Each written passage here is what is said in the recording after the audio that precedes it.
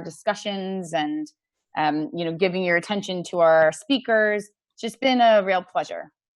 So what I wanted to propose is, I don't know what your individual schedules are like for your other exams, etc. And it's really hard, as you can imagine, to try to coordinate a lot of different calendars of 50 different students. But I was thinking that what we could do is meet for like a lunch picnic on Friday afternoon. So weather permitting, we can go kind of near Darling Square, near UTS, get together, bring, everyone kind of bring a snack and drink and something to share. And we can celebrate the end of the term and hopefully the end of lots of restrictions in New South Wales. So I will send out an announcement tomorrow with more details and a calendar invitation for you to put as a placeholder in your diaries if you would like to join. Does that all sound okay? Sounds like fun. I wish I could go. Oh, you can't go, Dave. Oh, my world is a little bit out of control, Liz. As you can imagine, I've got a 4-hour meeting Friday, which is all our PhD students presenting. Oh, wow. So yeah, so there's nothing, there's no gaps in my schedule all week. I see. Except before 9 and after 6, except tonight. Oh. Well, I'm gonna leave you now. I think okay. I got the message in the other room, and now it's closed, so there's no one left there. They should all be coming online. Thank here. you. I'll be back at the end, unless anybody wants questions on the exam now. Going once? Going twice? Gone. Okay, good. I'll be back because I want to hear the guest speaker for sure. Yeah. And after that, whenever the guest speaker's done, I'll make the assignment live and it'll be available to download. And then we can just kind of go through it a little bit, not in detail to give it the answers out, unfortunately.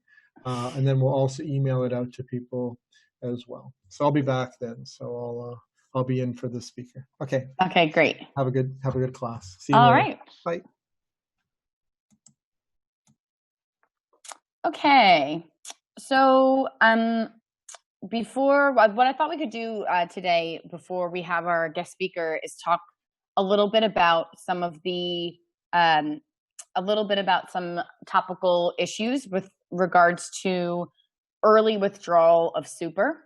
So I've seen a few articles with regards to young people in particular trying to access their super and what the spend has been. So I will try to figure out how to post that link in Zoom on my mobile. But before we do that, what I thought we would do is I would give some feedback on the assignment and hopefully give you a little bit of insight on what to do to potentially improve your score on the final exam.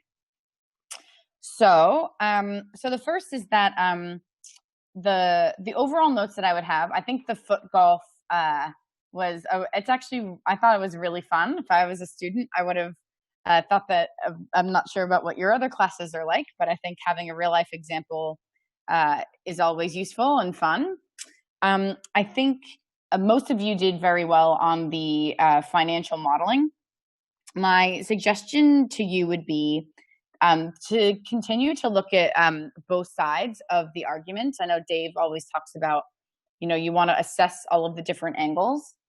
For one of the things that we noticed is that when you talked about your best guess scenario, some of you did a very good job of explaining why you made the assumptions that you made and what the factors were that went into those assumptions. Some of you were weaker than others. So my recommendation to you is that when you make these assumptions for what your best guess might be, is to really explain why you chose the numbers that you do. It doesn't have to be a very in-depth explanation unless you want to provide that context. And if you do want to provide that context, especially if you don't have things like page limits, it's very useful for the instructor to have that context, to understand where you're coming from. And the second thing that I would say about part one is that we asked about how you can suggest different strategies for growth. How can they improve their their bottom line and their revenues? And again, many of you did a very good job and were quite creative when it came to suggesting growth strategies. And then others of you are weaker. So again, trying to dig into that question and really thinking about what the drivers are in terms of revenue and profit. And then, as creatively as you can, make those suggestions. It was quite interesting to see the arguments. You were all pretty much 50-50, like on, there's probably 50% each side arguing whether or not it was a membership model was a viable model. So it's a very divided class, which I found really interesting. And I would also say that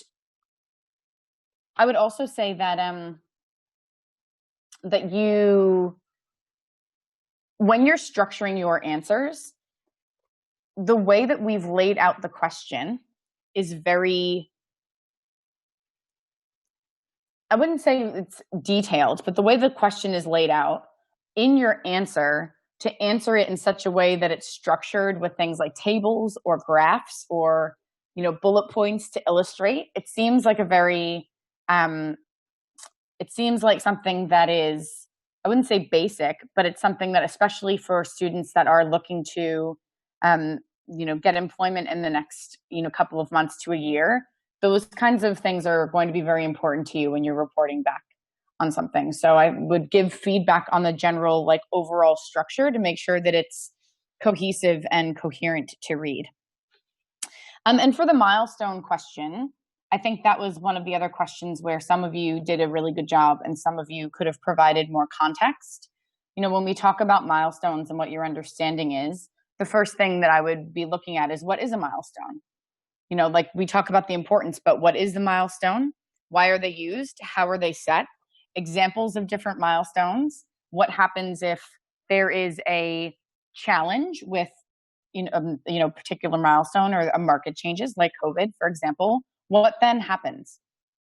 So I think just a more holistic view of what the concept is that you're trying to explain would have gotten you full marks. So my suggestion to all of you when it comes to the final exam is to really be sure to read the question fully and make sure you answer the question fully. So again, it sounds very basic, but there were a lot of you that missed certain marks because the question wasn't answered in its entirety. So you need to make sure that you're actually answering every single point that we're asking you to do. And just because you've got 24 hours, make sure that you take your time to make sure that we are, that you are answering it. So I'm just going to go to the chat.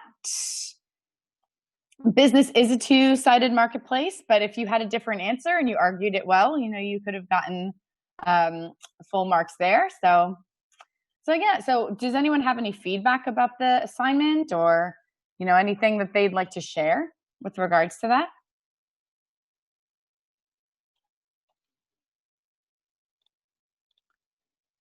It was enjoyable, wasn't it? It was actually a lot of fun to grade. I really enjoyed reading your answers. I thought the ecosystem answers were quite interesting as well, to see where you got your resources and examples. And yeah, I thought it was, I was really happy for you students. Yeah, that you had a case of study and a lot of freedom in the second question. So everyone got individual feedback for the second assignment. This time I used Canvas. So I have put any comments that I had directly in Canvas. So you should be able to see them. If you can't, just send me an email and I will figure out where you can look. It's the first, I'm not sure yet, Sam. I know what I see as the marker and we put in, there's a place for comments where you write your comments. So I'm not sure what it looks like on your end, but if you email me after, I'm happy to, yes, it is where you submit your assignment. So press on cloud. Thank you, Ashwarya. So Zwang, you and I need to talk separately. So send me a message. I can't speak to you now, but after class, I'll send you a message.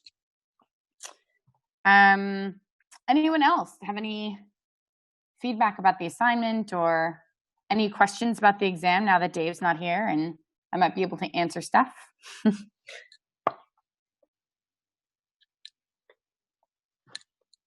Okay, so before we move on, so my advice to you again for the exam, it is potentially very similar to the assignment that you just received. And you're going to be using your real life critical thinking. So just make sure that you are reading the question, answering it completely, your answer just has to be well researched and argued, and looking at both sides of the argument. That's very, very important. Okay. So I'm going to try to bring up an article that I'd like to share. So what time will be the exam? So all of this information has been emailed to everyone, and we've put some announcements in Canvas, but just as a reminder, so this exam is going to be different than your other exams. As of, I think, 9 o'clock or just after we have our class, Dave will be releasing the exam. It's an open book exam, and you have 24 hours to complete it. So it will need to be submitted by 9 o'clock tomorrow night. And, hopefully you'll have your grades by the end of the week. So a bit different maybe than some of your other classes, but I actually think you're very lucky. I think it's I think it's to your advantage that you are able to have this opportunity, because you'll have more freedom and it'll be more fun than something like, the boring, multiple choice, etc. It will be very similar to your previous assignment. Okay. Is it going to start tonight? Yes. So you will. So I'm marking the exam. Dave put the exam together, but he shared it with me, and I actually think it's really exciting for you guys. I think it's going to be fun. And yes, so I'm marking, and it does start tonight, Jack. So once we finish class, Dave should be releasing the exam on Canvas and announcements. It'll be emailed to everyone, and you've got 24 hours to complete it. Okay? And then you're done with your first exam. I think a lot of you will probably be the first one. So yeah. Anything else? It is an essay type or just short questions. I don't think I'm allowed to say. What I will say is that it could potentially look very similar to the exam you just submitted. Okay? So that's all I can really say. Potentially. Yeah, I think it is really good that you have it today as well. I think, you've already, your mindset and your brains are kind of in that place where you've already done your assignment, and now you get to do it, and it's just over and done with, and you don't have to stuff around with any of the stuff that I've heard about where, you can't leave your computer for 3 hours, etc. Dave really worked very hard to make sure that you guys had a better experience for the exam. So, yes. Okay, let me see how I'm going to do this. So what I thought we would do before we have our guest speaker come in, who I'm very excited about Phil joining us tonight. He is a venture capitalist. He's been a very good mentor for me for a number of years, and he's a very smart, switched on investor. He's also a good human being. Is it all right to have our answers shorter than what we did with our assignments? Yes. So again, Catherine, it's a really good question. I don't know if there's any page limits. I don't know, or I'm not allowed to say either one of those things. But what I would say is that because you have a shorter amount of time, you're not going to be expected to have very long answers. Really, what we're looking for is just your basic understanding and comprehension of the questions.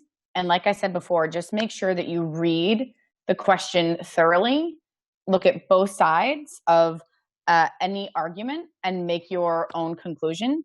And that is the best way, I think, to get the best mark. Okay. Anything else?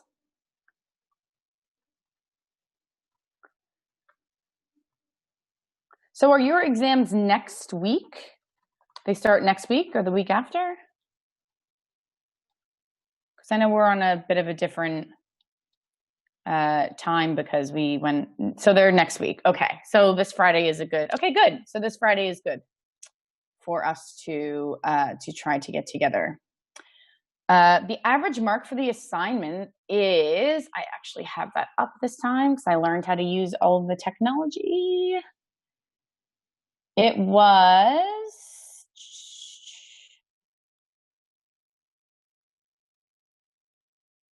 23.7. So you did very well. I said this time around I was going to be a little tougher because I thought that I was a little more lenient, I guess, with the first one because it's the first assignment. But I was really impressed with the work that you did. And there were actually 3 students that got a perfect score. So last time no one got a perfect score, even though some people were close. And this time 3 of you did. So I was very, very impressed with the work that all of you did on the whole.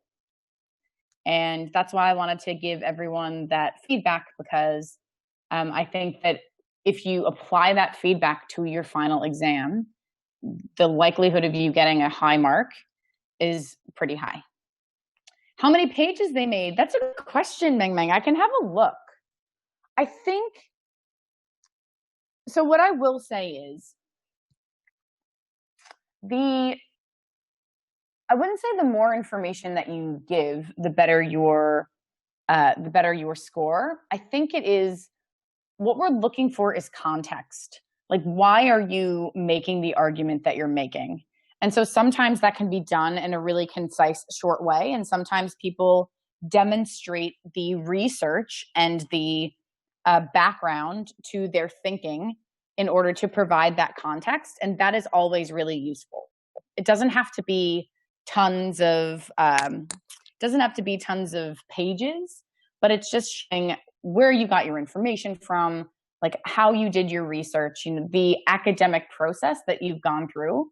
If you just kind of wrote a paragraph on, startups need milestones because they're important, like that, you wouldn't have gotten high marks on an answer like that. But if you had explained a little bit about milestones, there was a few of you in particular that had very good answers to that question. But I would say that was probably one of the weakest areas where people lost points because they just didn't dig into enough detail.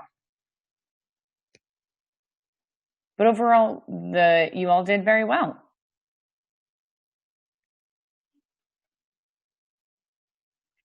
Probably because it was the last question. Maybe you're all tired, and maybe next time, if you've got, most of you did very well on the case study, so that was probably where the majority of you got the most marks. So the exam is beginning. Is that an email that you've received just now?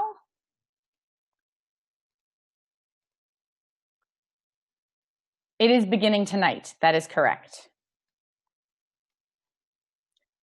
So the link will be emailed to you at 9 o'clock, and you have 24 hours to complete it. So in regards to it being the last question, maybe what you could do in future is start with the last question and work your way up to see whether or not your mark would be different. But yeah, it was actually a lot of fun to do. So felt like a very lucky lecturer. Anything else?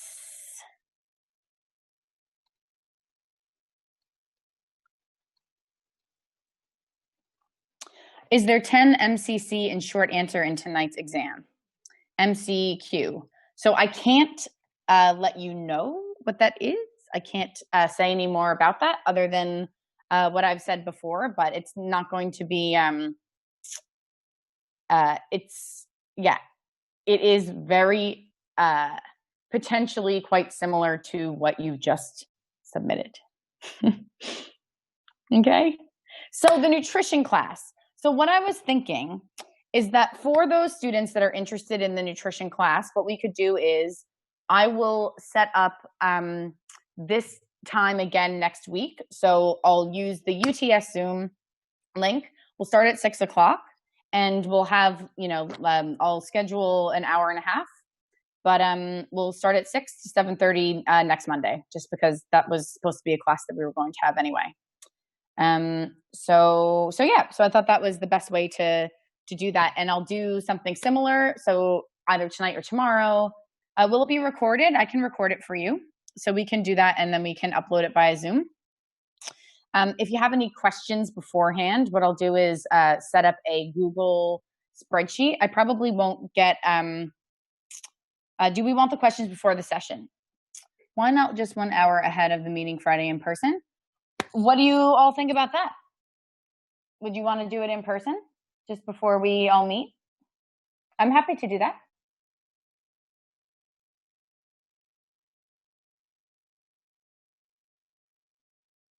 We could. I like that. Yeah. So if you have a lot of questions, so what I was going to do is, I think on Friday, we probably do around 1 o'clock, but if we're going to do the nutrition class maybe around 12. And I'll put a Google form out so that you can submit any nutrition questions ahead of time. I can't promise we'll get to them all, but yeah, we will. It would be a good understanding to see what kind of questions you all have, and if you want to, meet individually after that and have a chat, I'm happy to. So the exact deduction for points for each part, we didn't do that this time around. So instead what we did was just take the aggregate. What I did do was I looked at, I did give you all individual marks for part 1, part 2, and part 3. So if you want that information, you can email me and I'll give it to you. If you have any questions on the assignment or how it was graded, you can email me. Now, Dave says that you can always ask about your assignment and why you got the mark that you did, and we can look at it again. Just know that generally we're a lot harder on students when we regrade. So there is a substantial likelihood that your grade could actually go down versus a different outcome. So that's just something that I would specify. But like I said, if you want to get your individual scores for part 1, 2, and 3, you can email me and I can give those over to you. Okay. So I'll send out the calendar invites for Friday. So we'll do a nutrition session beforehand. If you'd like to bring any snacks or drinks, I'll probably bring a bunch of stuff for everyone, but if you want to bring stuff, that's good too. And you work out a location, I'll set up a Google form, etc. So are you doing anything like this in, let's see, for the assignment tonight, do we need to have a reference list? You will need to have a reference list. We want to understand where you're getting your information from. And it depends on the question that's asked. So there may be questions where you might need to make a lot of assumptions. In that case, maybe what you would just do is reference the textbook. I'm not sure. But if if it warrants it, you will need to have a reference list.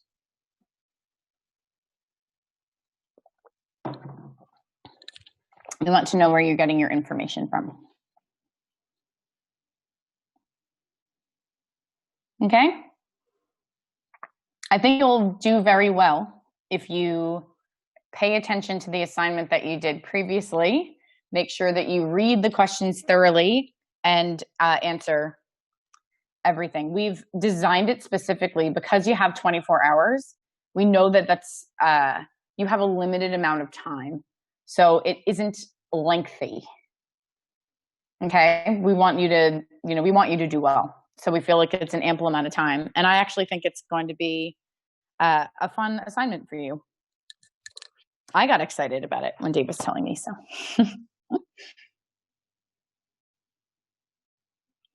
Are you doing anything with your other classes, getting together or anything like that with any of your other teachers, or no?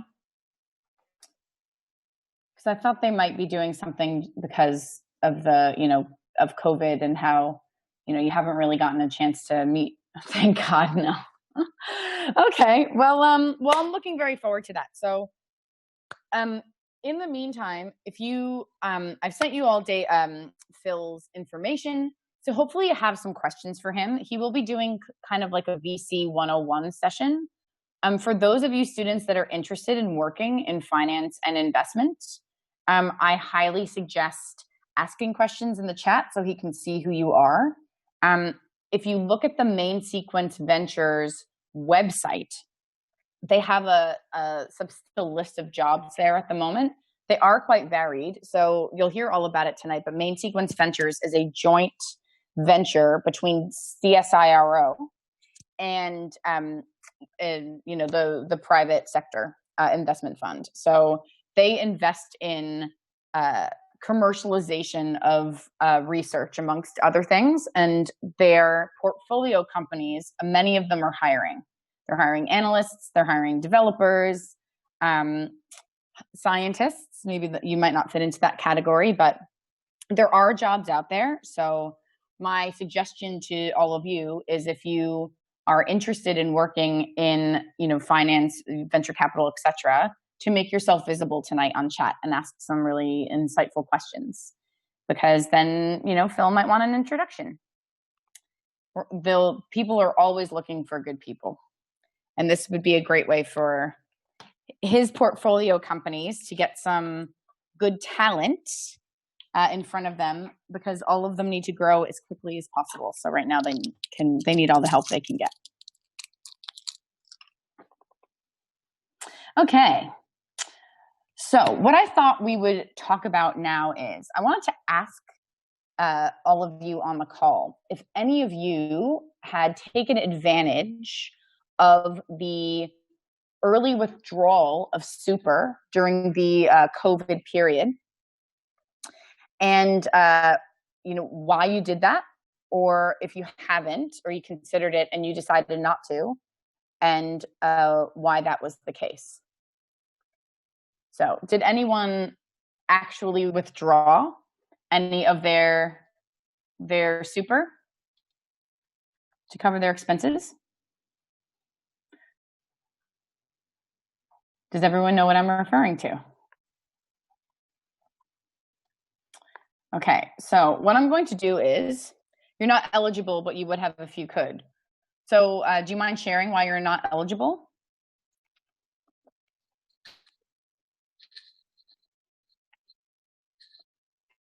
Okay. And the income, okay, I see.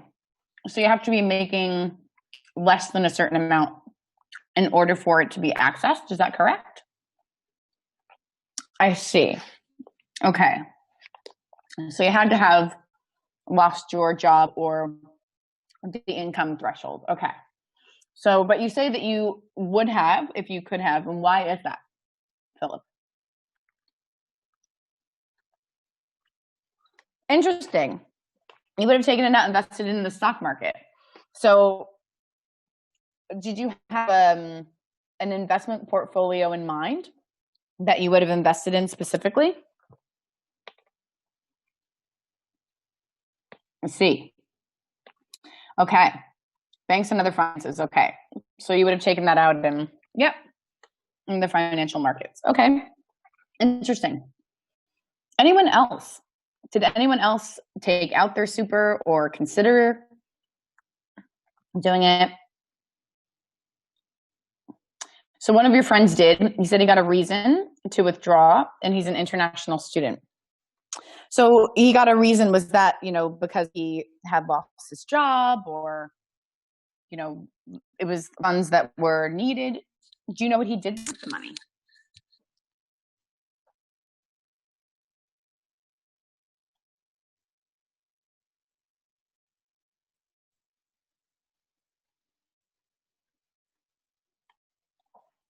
Because the purpose was to ensure that people were still able to, pay their rent, etc., during this time. But what I'd like to do is, I don't know if I can share this article with you without turning without kicking us all off this call. But what I'd like to do is, if you are all on your magic boxes, which, you can look up anything all over the world at any time. It's a Sydney Morning Herald article, and the title is, "You May Have Just Had the Most Expensive Coffee of Your Life." Okay, so it's written by a man named Andrew Charlton. He was an economic advisor to the Prime Minister during the global financial crisis. And I wanted to read you the article. It's not long, but I wanted to get your thoughts and opinions about it, and then talk a little bit about a discussion that's going on in a business forum that I'm part of. So I will read it slowly so you can all understand me. So, you may have just had the most expensive coffee of your life. Early access to superannuation has formed part of the Morrison government's support package to help households through COVID-19. But new data shows the policy is not working as planned. For thousands of Australians, instead of tempering the crisis, the withdrawal of retirement savings will ensure its effects are felt for decades to come. From the outset, there were warnings that withdrawing superannuation during the crisis could be very costly. It would cause people to crystallize losses in their investment portfolio when markets are low, and would deprive savers of many years of compounding returns. Treasurer Josh Frydenberg was conscious of these concerns, but green-lighted the policy on the basis that this is the people's money and this is the time they need it most.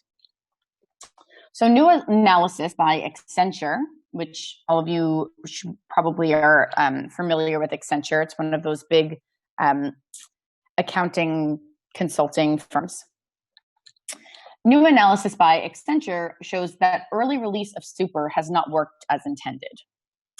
Analysis of bank transactions shows that many people who may have not needed to withdraw super, because nearly half of those who withdrew over the past 2 months had either experienced no drop in income or had had their loss fully offset by government payments. How could this happen? First, the eligibility criteria was very broad, and it included anyone who had experienced a period of unemployment or a 20% reduction in hours during the course of 2020. No time period is specified, so anyone, including millions of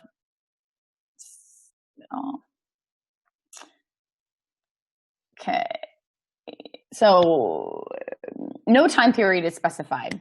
So anyone, including millions of casual and part-time workers who even had a weekly fluctuation in hours over the past 5 months, could theoretically qualify. Second, there was no requirement for any supporting evidence, no income verification, and no need to prove that the lost income hadn't been made up with government support. Thank you, Aditya. Thank you very much. So second, there was no requirement for any supporting evidence, no income verification, and no need to prove that the lost income hadn't been made up with government support. Applicants needed merely to tick a box. The whole process can be completed online in 5 minutes, and then up to $10,000 arrives within 5 days. The scheme was designed to help with necessities, but was used by many applicants to increase lifestyle spending. On average, people withdrew about $8,000 and then immediately increased their spending by $2,855 in the subsequent 2 weeks. That means their spending tripled in the fortnight after receiving the money compared to a normal fortnight. 2/3 of the additional spending was on discretionary items such as clothing, furniture, automotive, and alcohol. More than 10% of the money was spent on gambling. For many people, this was a moment of opportunistic spending rather than an hour of need. Looking back, the early access super scheme already seems like a mistake. It was poorly conceived and badly administered. But the policy also raises some fundamental questions about Australia's nearly 30-year-old compulsory superannuation system. The first question is, why are people encouraged to dip into their retirement savings to support them through a crisis when we have a social security system for that purpose? Superannuation is for retirement, not crises, and it can't do both. Once money is withdrawn, it's gone. The government has done a good job in this crisis expanding the social security system through the targeted stimulus payments, JobKeeper, and JobSeeker programs. Banks and other businesses have helped by deferring loan payments, reducing rents, and offering relief for household bills some of the time. So that hasn't happened all the time, but it has happened some of the time. So why did the government encourage Australians to plunder their superannuation once it had been established such a comprehensive set of hardship measures to help them? The policy also highlights long-running questions about the fairness and adequacy of Australia's superannuation framework. The system has always been inequitable, directing disproportionate tax benefits to those at the top, but leaving others, especially women, without enough to retire on. Allowing vulnerable people to withdraw their money early only exacerbates these problems. A 20-year-old who accesses the full $20,000 could forego more than $120,000 at retirement. That's a lot when compared to the average retirement super balance of around $300,000 for men and just $160,000 for women. The Treasurer is right to point out that so far, total early withdrawals account for only a small fraction of total superannuation assets. But the risk is that the policy has focused on vulnerable groups with the least funds to lose. And of course, the Pandora's box has now been opened to something previously deemed untouchable until retirement. Perhaps the hardest truth is that many people, particularly the young, don't value their superannuation assets. For young workers, that money is literally half a lifetime away. We know that many young people are disengaged from super, unable to name their fund, ignorant of its performance, and unaware of their current balance. It's no surprise that young people have been the biggest withdrawers under the early release scheme. Sadly, they will also lose the most from decades of foregone returns. By the time they retire, that $4 coffee purchased this month with super money could have ended up costing them $25 or more. They may have just drunk the most expensive coffee of their lives. The early withdrawal of superannuation was poorly conceived and badly administered. Many Australians have cracked open their nest egg for convenience rather than necessity. Instead of helping people with financial hardship, that policy is kicking that hardship down the road. Okay. So, do you agree with the author? Why or why not?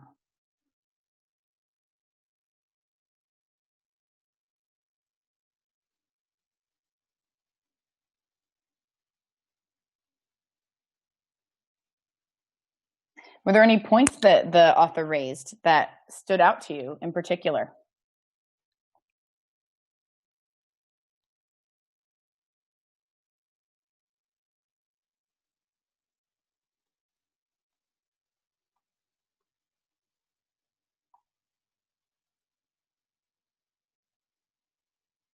So only one of you would have withdrawn your super to make investments.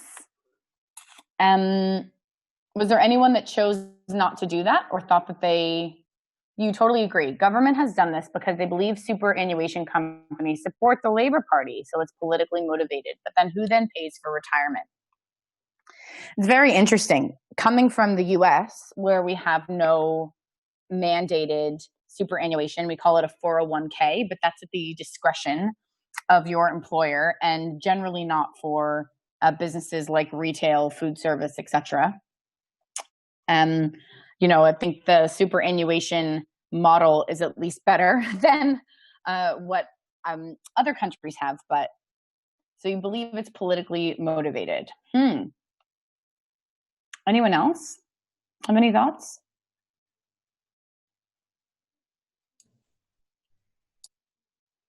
Yep, go ahead. Did someone take themselves off mute?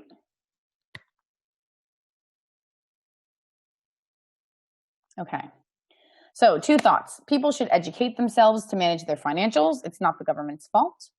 And 2, idea is good but feels redundant with the other supports and grants. So when it talks about the education to manage their own finances and not being the government's fault, do you want to elaborate on that, Sven? I don't agree or disagree, just think more context maybe.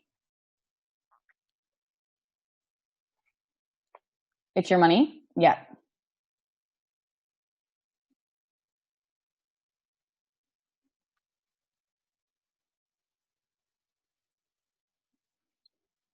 Sure. So you can think about it or seek professional advice. I don't disagree. I think part of what the author is saying is that the people who are the most vulnerable or probably the least educated about finances would have been the ones that were taking advantage of the scheme. That being said, that's not an excuse to do any of that. But then the government have to fund other people's retirements because they wanted to spend now rather than save. It is stealing from the savers and the most productive in society. Playing devil's advocate. Devil's advocate is important to play, Philip. That's why we talk about looking at all sides of the argument before we make that kind of decision. It is your money. I think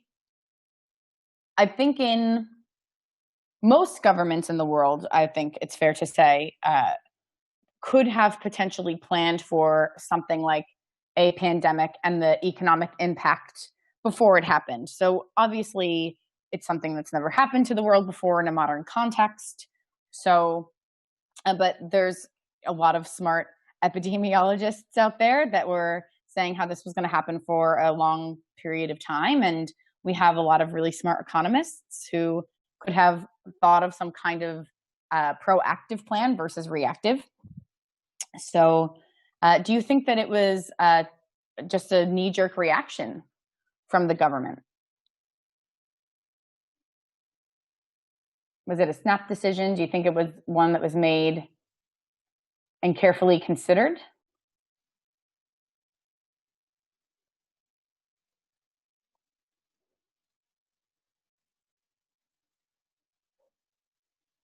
You don't think in the political system it is possible to plan for this? Why do you say that?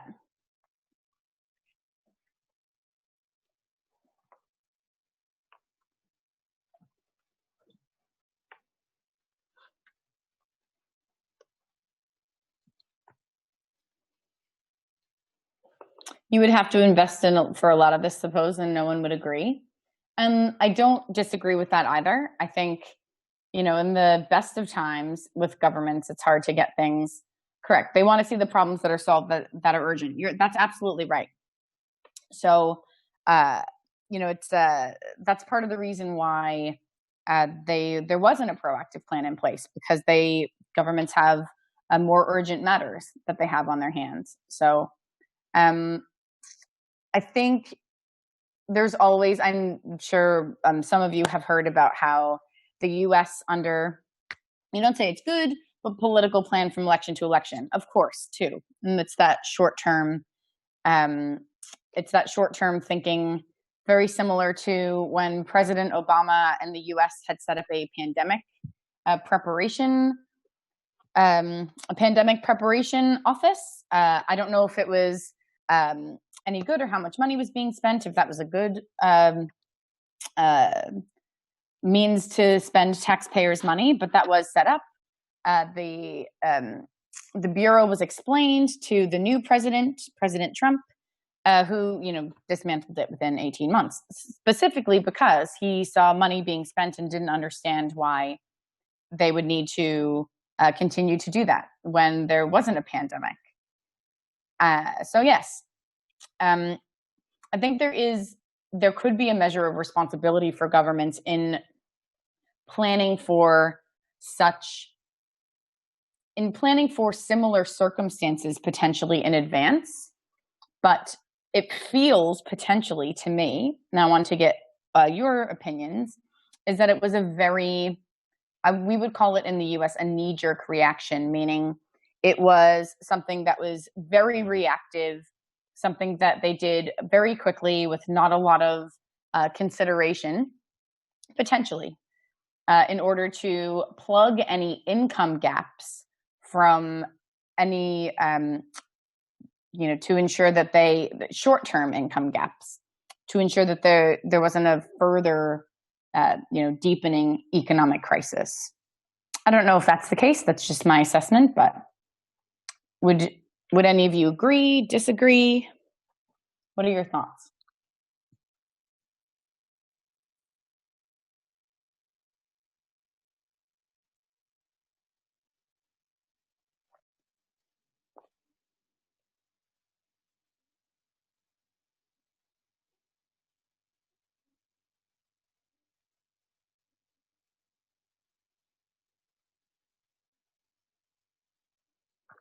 Most governments reacted pretty well, maybe overreacting a bit because we did not know much about the virus. That's absolutely true. So they needed to make really quick decisions. They needed to respond so that they were able to stave off whatever, health, but also economic crises could have emerged. But you also said that you thought it was redundant because they had other supports, etc. So if you are a punter, let's just say, who is being able to access all of these different sources of support, do you think these people are going to be, do you think they're better off in the short term? And does that mean that they might be better off in the long term as well? Or do you disagree, and why? So I think that this method is the same as the economic strategies currently used by most governments, such as quantitative easing and negative interest rate policies that may overdraw future economic development. So potentially, I think in this case, it is primarily based around the individual. And the argument that the author is making is that it is the most vulnerable and uneducated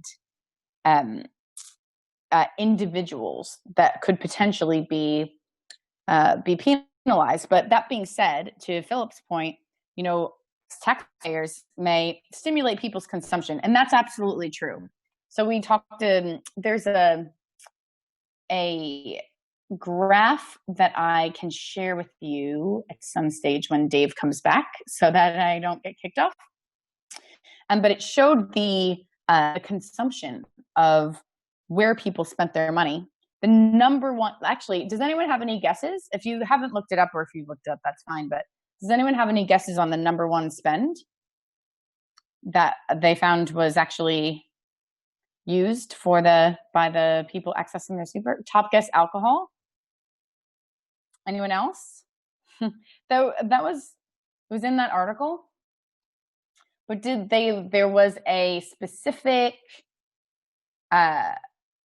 there's a specific graph that actually broke down what the spending was on in different segments. I don't think it's in that article. it's a different graph that I can share out. But what was it? Tell us. It was debt. It was payback of debt repayments. That kind of makes sense, though. In a sense, you want to reduce your risk. Yeah. So the article, gambling was the second. Gambling was the second highest. Yeah. And you know what's fascinating about that is that's without pokie machines.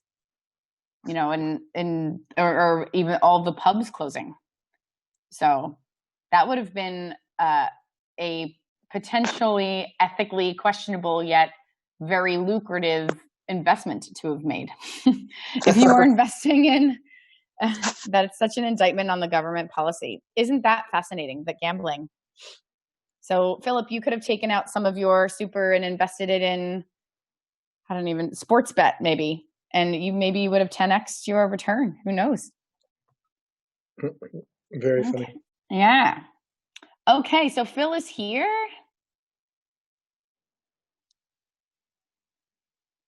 Hello, Phil. Can you hear us?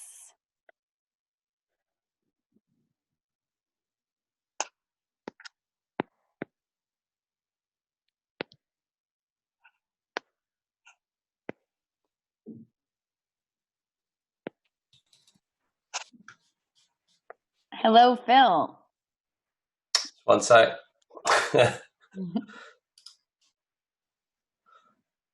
Right. How's that? Yeah, it's great. Done. Trying to get the right speaker and the right microphone working. Yeah. So welcome. Thank you so much for joining us tonight. Oh, pleasure. Thanks for having me. I love the background. Thank you. Is that New York? It's made up land. Ah. Okay. Well, students, so this is Phil Morrill. I did a background on you to the students previously, and we have announcements. So I've introduced you a bit, but I thought maybe you could just start off by introducing yourself, talking a little bit about your career and your journey. A lot of our students are, at the end of their uni journey, so are going to be working. And I know that you've had a very varied career, so I thought it might be really interesting for them to hear a little bit about that, and we can take it from there. All right, sounds good. Well, yeah, my career is a bit crazy, but when I speak to my peers, I realize that it's more common than you think that people have crazy, unpredictable careers. Mine actually began in the theatre business. I was a theatre director. That's what I did my training in. And for the first 10 years of my life, I ran a theatre company between here and London in the UK. And I made websites for people on the side, right? So I've always been technical and artistic and creative. And after about 10 years doing theatre, which is very useful for startups, by the way, because with theatre you have to do a lot with no money, and you have to convince people to join your movement without paying them much. Then when the internet got a bit crazy, I became a full-time web developer so that I could stay on top of that. And that I went up through the ranks there and ended up becoming a vice president of a big company's web division, which led me to become the chief technology officer of one of Australia's biggest startups, which was called Kazaa, which is one of the big post-Napster file-sharing companies. We have many millions of users, and in fact, at one point we were 80% of internet traffic in that company. Wow! Yeah, crazy. And that sort of lasted about 8 years, and we were sued by all the movie studios and all the record companies. And I wanted to join another startup after that, and there weren't any in Australia at the time. Surprisingly, it's common now, but in those days there weren't so many. So myself and a guy called Mick Levinskas co-founded a company that made startups so that we could choose our own adventure. And that company was called Pollenizer, and it was the first tech incubator here in Australia. And one of the last things I did during that phase is designed the accelerator program for the CSIROs, for the CSIRO and for all the universities, and that's called Onyx, the Onyx Accelerator.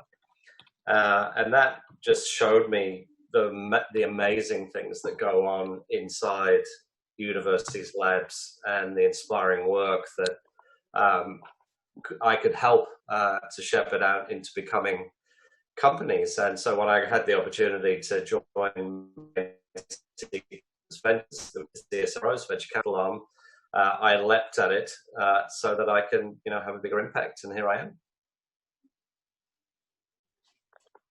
Oh, so students, if you have any questions, you can put it in chat and I'll read it out. So we do record these sessions, Phil, for the students that don't get the chance to join us. So I'll read them out so that that's students good. can hear it. I can see them as well in the, okay. In the chat there. All okay, right.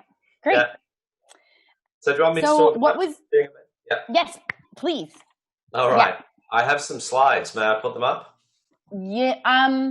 Dave, do you mind helping Phil with the screen share? Because I'm using my mobile phone. I'm having some technical difficulties with the desktop. I will attempt to. I'm on my iPad. Okay. So I will quickly run to my main computer. All right. So sorry. All right, no problem. Sorry, I should have warned you, but I'll preamble and you let me know when. Great. We can put some slides up. So it's really important, I've learned, for people to sort of understand how an investor thinks and who an investor's customer is. Because I think as long as people think of investors as sort of financiers, which is becoming increasingly not the case. Not that we don't give people money, but there's more to it than that. And the more people understand that, the better. And so what I want to do when we can get some slides up is actually walk everybody through how our business model works and how the money flows through a venture capital firm. Mm-hmm. And can I interrupt? Liz, you are the host, and I'm not a co-host. So I don't think I can do it unless you make me a host. Okay. So I'm here to make things difficult, everyone. No, it's our fault today from. Let's see. Okay, keep going, Phil. I will see how we go. Okay. All right. So question. Yeah. We've got a first question. What do you think about Afterpay? What is your view on this? In what sense? As a company, as a customer?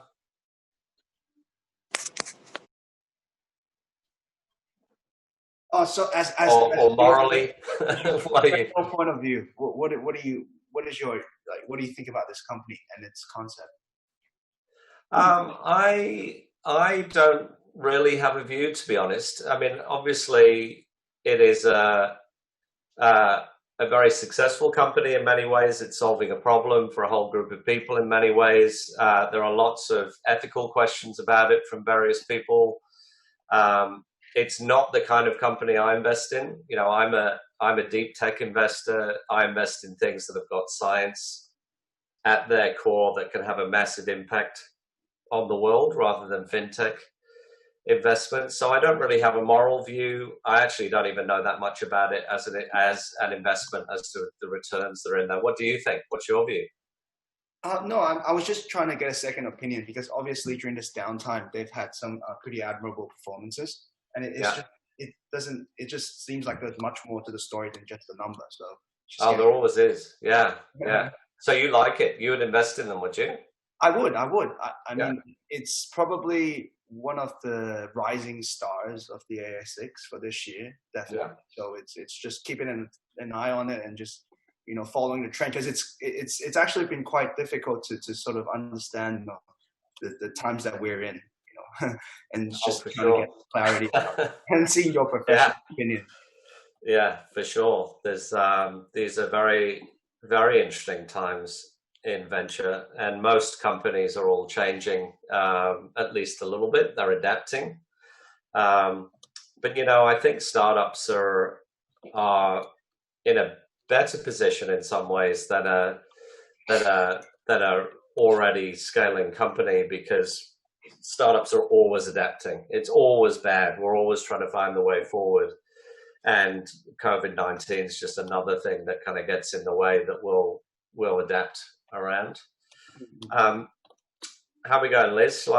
So, Phil, you can share your screen with us. Oh, there we go. I got it. Yes. There we go. Yeah, great. All right. Visuals will help a little bit. Yay. Yay, technology. Got it? All right. Yes. All right, I'm going full screen. Got venture capital business model. Awesome. Thank you so much. All right, so this is what the job of Main Sequence Ventures is, as an example VC firm. We have $240 million of our investors' money, and our job is to return to them 3 times $240 million or more in 10 years or less. So that's our job. If we can't do that job, we fail. If we deliver underneath that number, probably we won't raise a second fund. So this is our investors or our customer, and our job is to return 3 times 240 million. So in order to do this, we have to believe that every single investment can return the fund, which is at least 20x what we put into it, probably more like 100x. And this is the key idea that people often don't understand. And it's not because we're greedy, it's just because of the law of the numbers and how that tends to come out. And it means that if people have businesses which can't possibly do that, can't possibly give that kind of multiple, then we just can't invest in it. Because we have to make every single thing we invest in potential to be a very, very big company, which means the founders have to want to make a very big company. The market has to be a market which we think can take and create a very big company. Product has to be a problem that if it's solved, it's going to be a massive solution that's going to cause a very, very big company. And that's quite different to saying, is this a good company or not, or a bad company? You could have a perfectly brilliant company that could make the founders millions and millions of dollars, but it's not a venture scale company, and therefore not one that founders should dilute themselves by raising venture capital money and then not giving the investor their 3x return of their fund. So let me walk you through why that is. Excuse me. And I'm going to give you some simpler numbers. So let's say it's a $200 million fund. And let's say there's 16 investments of roughly $10 million each. And then there's also $40 million of management fees. Right? So you've got 2% of assets under management per year of the life of the fund, adding up to $40 million, right? So 200 minus 40, and then let's say that 5 of those companies fail completely, right? Which is pretty good odds, actually. That's better than most venture capital firms. So now we've got $110 million of capital working to give us that return, right? So $110 million has to turn into $600 million. So it's already harder than that 200 becoming 600. It's only 110 has to become 600. All right, and let's say that 5 of the investments give us our money back, right? That's another, these are all sort of, this is simplistic, but generally what happens in most VC funds. So now you can see on this bar how much of our 600 million we've actually made back so far. Then let's say that 5 of them give us what we want to return from the fund as a whole, which is 3x. That's great, brilliant companies. That's fantastic, but we're still only trickling our way towards the goal that we have to get to. And then let's say one of them is a 10x sort of smash it out of the park. We're still only a quarter of the way towards returning our goal. We've only managed to earn 300 million from our portfolio. So that is a failed venture capital firm. That firm will not raise money again from any investor. And it's extremely competitive. Like 3x is the minimum that an investor in our fund would expect us to return. So really, the way you get around that is you have one that returns 30x, and then that gets you to the 600 million, right? And that one company, sort of just based on the average investment amounts and so forth that we do, would be about a $1.6 billion company. So the corollary here is that every single company we invest in, we have to believe that over the next 10 years will become a multi-billion-dollar company. And it's not investors being greedy. It is just necessary for us to actually hit the numbers that we need to hit, because a whole bunch of them are going to fail. Remember, we're a opportunity builder and risk manager, if you like. That's sort of that's one of the ways to think about what we're doing. So if we're trying to invest capital into very, very risky things, reduce the risk of bad things happening, and increase the size of the opportunity. And that means we have to do that in partnership with the founders and the team of our companies, all wanting to make multi-billion-dollar companies and making a product that can become one. Does that make sense so far? Any questions so far? Anyone have any questions? It's okay if you haven't. I can move on. Okay. So is there a time constraint to invest the money from investors? Yeah, it's 10 years. So this is your superannuation money in general that comes to us. So most of our capital is superannuation money, and so that has to go back into the super funds to actually get the return, so that we all get our retirement money over time. It's not just super funds, but that's the most extreme example. And so they give us money for a little while, for 10 years, and then we have to give it back. Usually a VC fund will have 2 one-year extensions that they can negotiate with investors. But it's a very fixed period of time that we have to do our work. And Phil, there's a common ideal, I guess, when it comes to venture capitalists, how they're looking for that one investment that's going to 10x their fund. They might bet on 10 different startups, but they know that 9 will fail. Why is your model different? Well, this is different. This is that model, right? That's why you have to find that every single one of them has to be aiming for the multi-billion-dollar company. Got it. Because if they're not, why would you invest in them if you know they're going to right? So that's that's why we have to aim for those big shots at goal. And I think the other thing that's very different about a VC investment is that to let's say a private equity investment or an investment in the stock exchange, is that we are working the work with the founders as well, right? And actually, if any VC that isn't a good VC in my book. You're kind of many of most of the companies I've invested in. So 70% of the companies Main Sequence is invested in, we've written the first check.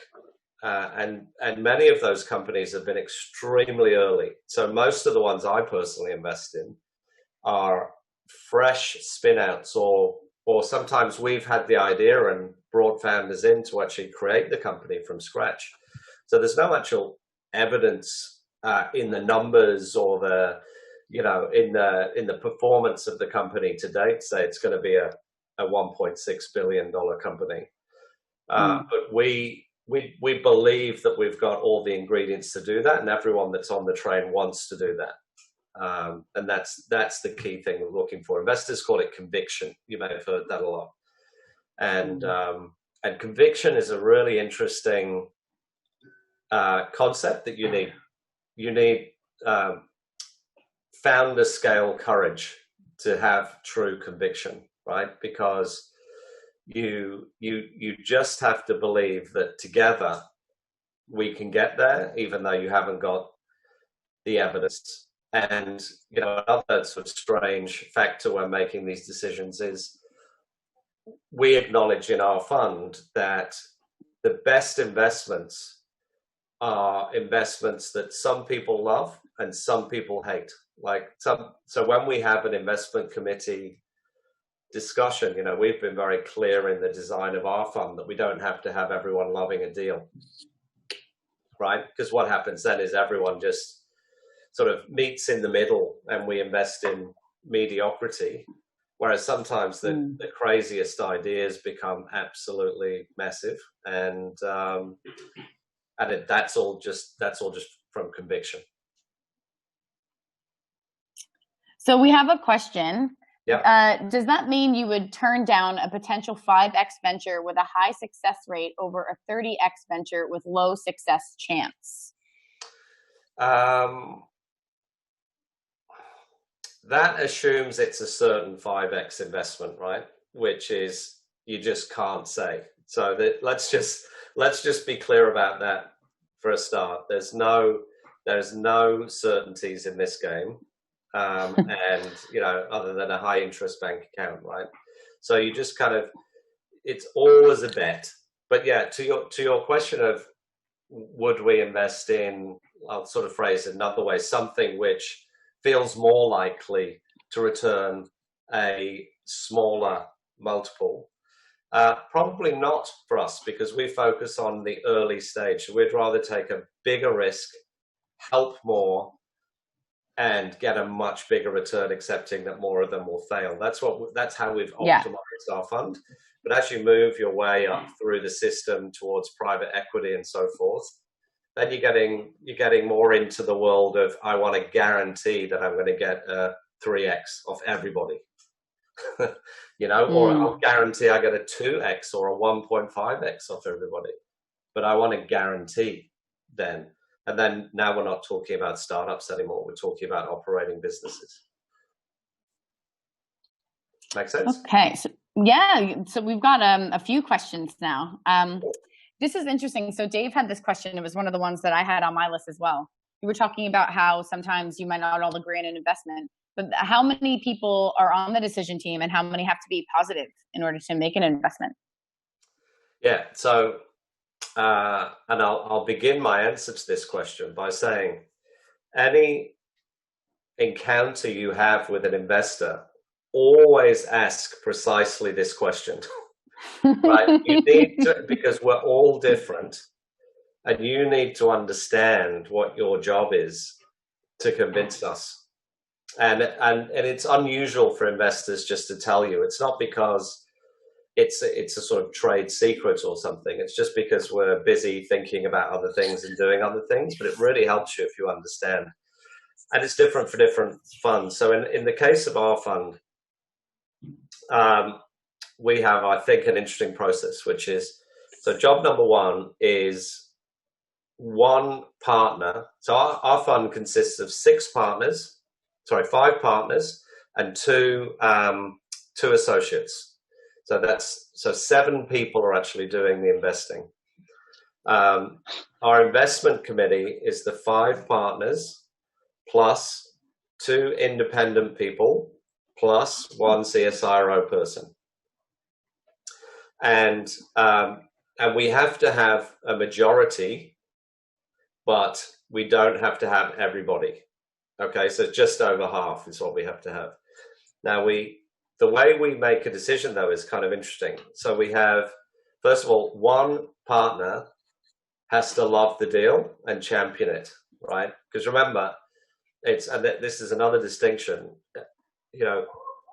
Great VCs are not just looking at something a founder says and saying, where's the risk there? I want to make sure there's no risk. They're actually saying, could this be huge? What if they're right? How can I help? You know, what else could this be? As well as sort of understanding it. And so we need one of us to get excited about it and to really champion it through the process. Then we have this fairly unique part where we have to recruit one other partner to work with us on the deal. And it's at that point where most deals die in Main Sequence Ventures, because we work really hard for our teams. And, you know, I've literally gone through weeks sometimes where I've been doing 6 in the morning till midnight every day for one company. For weeks, there's been something going on. And so and we do this for 10 years. Right, it's a heck of a commitment. And so if you were my partner, Liz, in the fund, and I said, hey, Liz, do you want to do this company with me? You would know that I'm asking you to do a lot of work over the next 10 years, sometimes extremely, you know, hard work. And you go, well, I'm just not that interested. It just doesn't seem that, you know, the founder doesn't seem to believe in the idea, or, you know, anyway, so that sort of, that moment is really important in our fund. It's a really critical instrument to make great deals. And then the two people really spar with each other to sort of unlock and challenge the opportunity. Wow. And then we sort of build it up towards the IC from there. Wow. So it sounds like you are pitching. We are pitching. Yeah. Yeah. Each other. Yeah. And there's no, you know, this was a really interesting learning for me as a VC when I became a VC full time about 3.5 years ago. Because I thought it was different to being an entrepreneur. If you're an entrepreneur, you know you're always pitching, right? Yes. If you're a VC, I thought you were more impartial. I knew you were kind of excited and passionate about things, and you champion things. But you know, I thought it was much more on the side of assessing things, understanding things, supporting things, which in the end weren't yours, and there's a lot more selling than it's just like being an entrepreneur. You're just a part-time founder in 7 companies, as in my case right now, and you think of them the same as a founder. You know, they go around your head when you're trying to fall asleep at night. You worry about them. You're always looking for angles. Everyone you meet, you're pitching your companies, and that all begins when, you know, you're effectively saying, tell me how to pitch this. Tell me, let me understand your valuable story, because I have to tell it to other people. And you know, that is a really key thing, actually, because when, yeah, let's just flush this out, actually, because this is interesting and important for people to understand. When in the world of VC, what happens is you have this moment where you have shared your story with a partner or an associate in a fund, and so what happens next? Well, first of all, if you've done it well, you've probably not just pitched to them magically and hope they're going to decide to invest in you. Hopefully you've had many conversations over the years and you've developed a level of trust. Most things we've invested in, we've known the founder for more than 2 years by that time. And so many people I used to have this worry when I was not a VC, that I should not be bothering the VC until I'm ready. And it's actually precisely the opposite law. You Wow. should bother the VC before you're ready, well before you're ready. And you should say, I'm not ready, but I'm really keen to learn from you. And here's what I'm thinking. What do you think? And who else should I see? And what should I do? And one of the things VCs really love is seeing what people do with that information, right? That when you come back 2 months later and say, remember we talked about this? Well, here's what I found out. And when I spoke to that person you introduced me to, here's the 3 things that happened. It was amazing. And so this sort of relationship and this level of trust is growing. Now, but then the sales job towards the capital is then almost out of your hands, right? There'll be moments where the VC knows what I need to do now is I need to bring the founder back in, and everyone needs to hear the founder's voice, tell the founder's story, because that's the missing thing that they don't get yet. But so much of it is VCs talking to VCs and framing the founder's business into something that feels valuable for that VC fund, that's in line with that VC fund's mission. And one of the great things that founders can do is help VCs tell that story. It's almost like not your story. It's that cliche we hear in entrepreneur school, which is, the voice of the customer. Just talk to them in their voice about their problems and solve their problem. Pitch my VC fund, my VC's mission, my VC's themes, everything you've heard me say that's important to me in blog posts and podcasts and Twitter storms and things like that. Like, just try and find, because, most VCs say no, actually, just because it's just not quite a fit, or they're just not quite that excited. And you've got the other few thousand VCs to go and meet. Okay. So it's fine. It's fine. It's not a mark on the company. It's just a fit. There's just not a fit. And so you need to find that fit, help the VC understand the fit, but most of all, understand that you need to tell your story so well that other people tell your story for you just as well, and convince people to give you lots of money. And then that extends into the life of the company, because now all we do for our portfolio company is now look for opportunities for them, and we're selling them to partners, to other investors, to customers, to employees, and we have to become as good as the founders themselves to sell that opportunity. Are most other VC funds as involved in their investments as you are? Because that sounds like you're advocating a significant amount on behalf of your portfolio. Is that a normal practice in VC? I think there's different degrees, and it's another thing you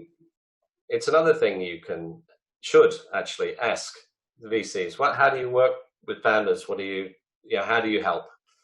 It's a big cliche. You'll hear all VCs say, we're here to help. We're more than money, right? Yes. And I'd say, excuse me, in general, that's true. I think there's definitely a wide spectrum of engagement. I think companies that are later stage in general won't have as much help. They'll certainly have VCs helping them raise money, pitch wherever they can and look for opportunity, but they're probably not, rolling up their sleeves, helping them with marketing plans and things like that, like you might do in an earlier stage company. Got it. But we're in general right at the beginning, and so we've got to do the work. Bill Barty, our managing partner, says, if you want us to come and scrub the floors, we'll do that, right? And we haven't yet, but we only because we haven't been asked. So what would you like to do, Phil? We've got a few more questions from the students. Would you like to keep going for a bit and then take questions? Take some questions now? I can, yeah, let me sort of take you into another area. Sounds good. We'll just make sure, how long have we got, Liz? You've got as much time as you want, Phil. If you want to, stay with us longer, we are very happy to have you. All right, cool. Okay, so everything we've just said is why you just need to have a massive ambition if you want to go the VC route. But the good news is if you've got the right kind of company and the right kind of ambition, you can find the capital to make a massive company and still stay motivated all the way through the process. And so this is a bit of a messy slide, but let me sort of walk you through some key pieces. So if we look at the chart at the bottom, you often see growth charts, right? You see sort of hockey sticks, or sometimes people say, hey, it's actually like this. And, the way to think about venture from the entrepreneurial perspective and from the investor perspective is through a series of step changes in value. And our job is to make the leap to that next step change in value. And in Main Sequence, we call these sort of milestones, we call them slam dunk financings. And so if we invest right at the beginning of this Series Seed stack, the conversation we're happening with the founder is, what does the slam dunk financing look like? What is the unbelievably good, massive step change in value compared to where we are now that we can deliver with this financing? And what are the milestones along the way that actually proves that we can do that, right? So, and this is a really important strategic framework for how to think about growing your venture capital company, because if you don't get those step changes in value each time you need to raise ever increasing amounts of money, all that happens is you sell your company very, very, very quickly until you've got nothing left, and suddenly you're an employee for your own company that's owned by investors. And this is what nobody wants, right? So you have to drive up the value faster than you need money. That's the name of the game from an entrepreneur in a venture funded company. If we look at some typical, there are some numbers in here, back of a napkin, not massively relevant, but just to give you an idea. The average Series Seed, so first sort of professional investor round, will last the company for about 2 years. So another way of looking at that is when we're looking at investment, we're usually wanting to make sure there's at least 2 years worth of money. And the median amount raised in deep tech is about $3 million. As we move on to the Series A, the first sort of growth institutional money that people bring in, that money only lasts a year, usually, sometimes 2. But the key point is it's generally less time, right? And it's generally 3 times as much money at $10 million median that comes in. So imagine if the valuation of the company hasn't gone up, right? You're just giving away the company. And then by the time you get onto Series B, it's less time again and another 3x, so usually about 30 million. So there's two sort of takeouts from this. One is, gosh, you can raise a lot of money, right? To bring in over a few years, $43 million in this case. I mean, wow, that's a lot of capital you can grow. Great company with that much money. But you need to be hitting the milestones. So you're telling the story at the slam dunk financings that look at what we've done. Look at how valuable our company is. the median number of investors that deep tech companies generally have is 10. So in other words, lots of investors. So your job is, if you know, once you step onto the venture capital sidewalk, you know, it's a moving sidewalk. So there's kind of no getting off it in a way. You're needing to grow the company, raise more money, grow faster, build a bigger syndicate of investors, right? And investors will help you do that. But it's definitely a very specific game that you start to play, which, you know, I think everyone needs to check. Do I actually need to do this, or can I have one angel investor, never raise money again, and build a multi-million-dollar business that I own nearly all of it, right? That's just as good. The other staggering number that came out of this analysis for me was that the median amount of money raised across this cohort of deep tech companies we looked at was $700,000 per month of their life from when they were founded, right? So it's just, of course, that's because it's like massively weighted towards the end. But, you know, lots of money comes in, and, you know, founders generally own 10 to 20% by the end of this journey. So amazing. You own 10 to 20% of a billion-dollar company. That's okay. But you don't want to own 1% of a $5 million company and be getting terrible salary, right? That's the other way these things end up. So this is the game of venture capital that we're all trying to play. And,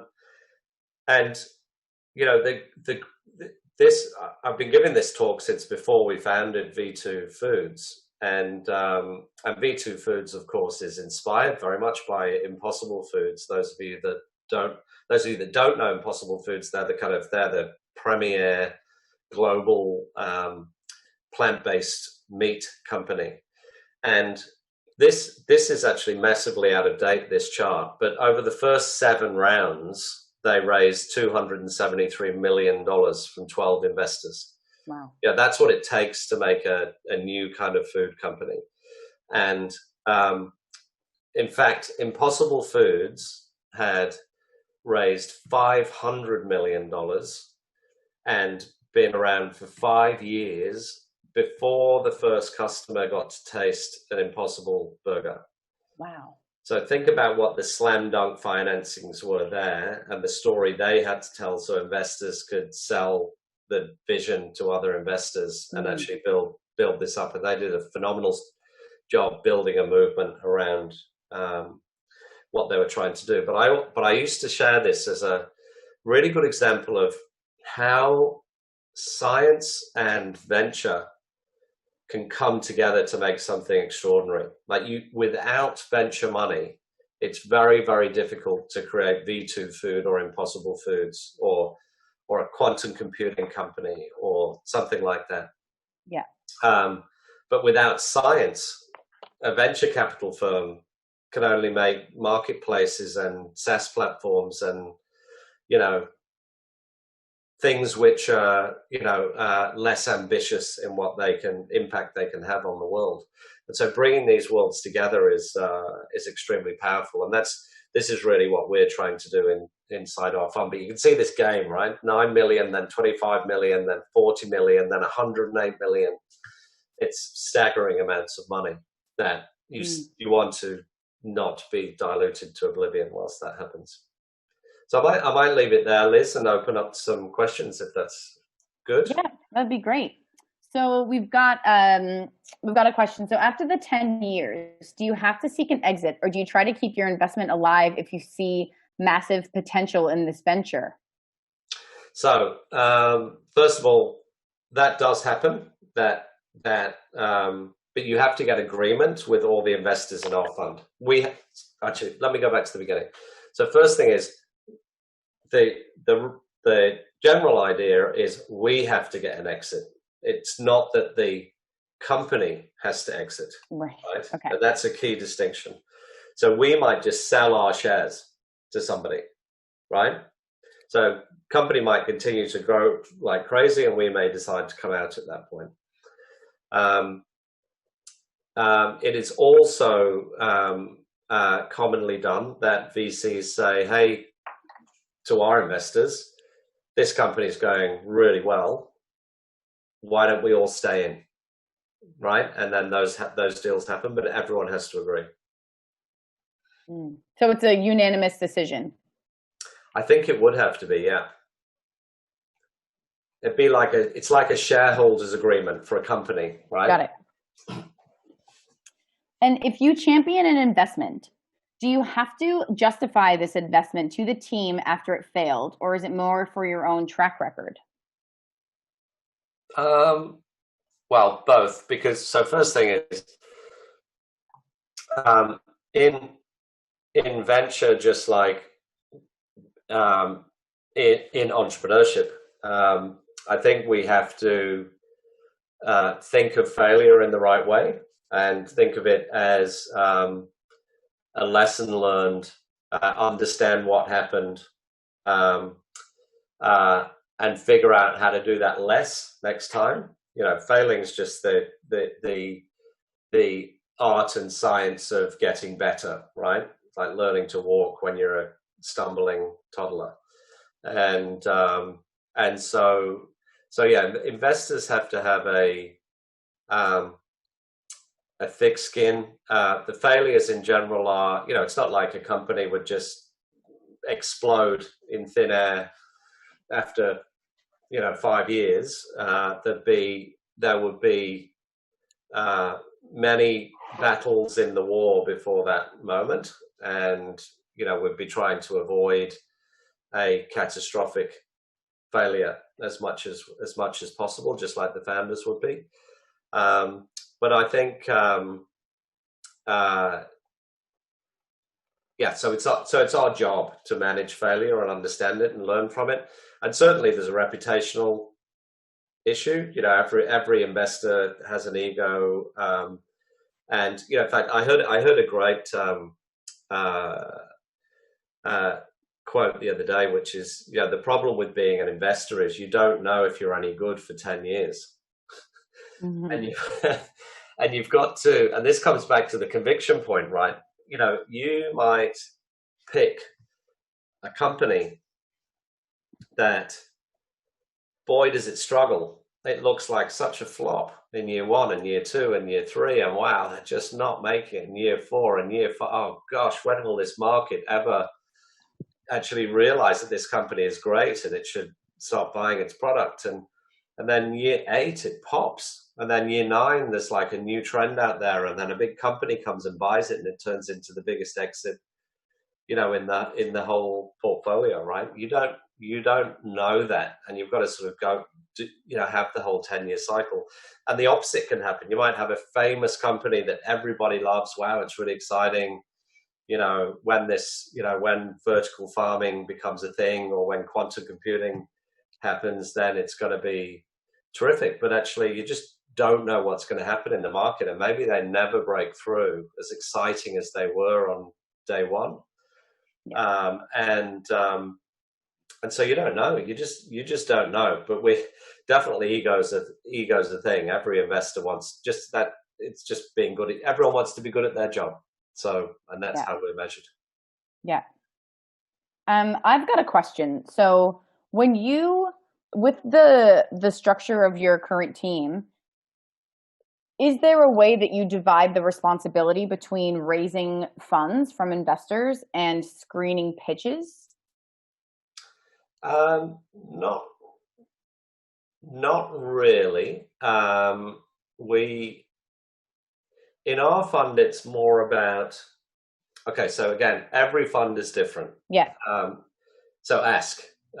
In many funds, we'll have associates doing all the early screening. And so your first job is to make it through the associate wall to the partner wall. In our fund, it's not like that. You know, we're all seeing companies for the first time at different stages. Associates can do deals as well as partners, and in our fund, it's more that we all have different superpowers, right? Just like people in a company. Yeah. And so we'll all be involved in raising capital, but some of us are better at different parts of that than others. Got it.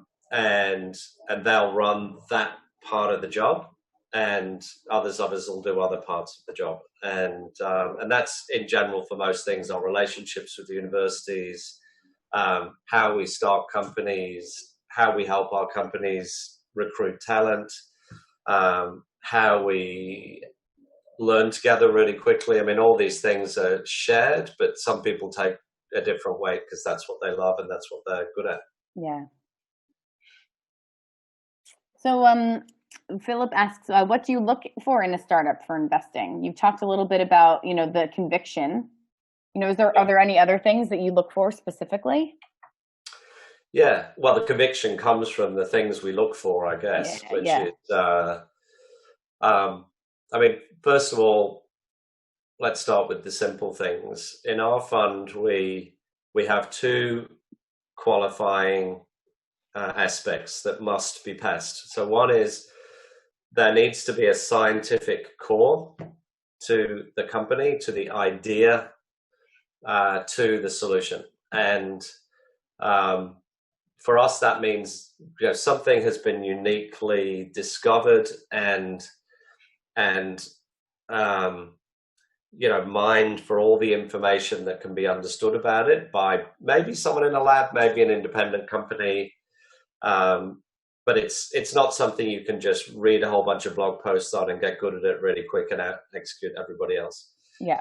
The second thing is our companies, our investments need to have a connection with Australian publicly funded research. And that may exist before, or it may be something that we facilitate. So sometimes it's simple. It's a team spinning out of UTS or University of Sydney or whatever. And sometimes, but sometimes it's a science-driven independent company that goes, here's what we're trying to do. How could you help us do that better? So, for example, we invested in a company called Clara Foods, who are making animal proteins without animals, things like egg whites, without chickens. And so this is all done like making beer through fermentation. And one of the hard things to do as you scale up these companies is the scaling up of this fermentation into these big industrial tanks. And CSIRO has an incredible capability in that area. And so we facilitated that connection, and that also qualified the deal. So that's the sort of, they're the rules, if you like, that we have to tick the box on. And then you've got the things which lead to the more sort of nuanced conviction. So increasingly important to us is market. So general question of what is the readiness of the market for this team to deliver this solution? And that's been the hardest lesson learned for all of us, that especially doing deep tech, right? Because you invest in, we have rocket companies, we have quantum computing companies, we have artificial intelligence in healthcare companies. And, sometimes you can invest ahead of the market, and sometimes you can do that too much ahead of the market. And it's no matter how brilliant the company is, it's just not going to grow. So we really want to understand what the behavior of the market is and be convinced that, ideally it hasn't tipped yet, but it's about to go, right? That's what you're looking for. Then we look for, founders with conviction, founders that want to, that actually believe in themselves, that they can achieve that big outcome and that big impact. And then probably the third thing is we're looking for someone that's in a company that's going after similar thematics to us. So we have let's see, I can show you. excuse me.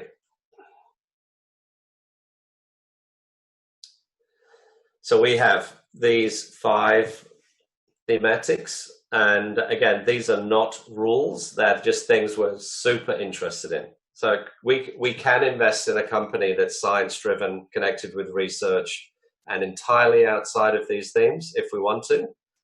But we're really, really excited about these themes, and we're doing a lot here. And so if you take one of the ones I lead, for example, is this feeding 10 billion people. It begins with a market position, which is, we know for sure we've got to feed 10 billion people over the next couple of decades. There's no alternative to that plan. That's going to happen. And so we need twice as much food, and we've already run out of planet to make that food.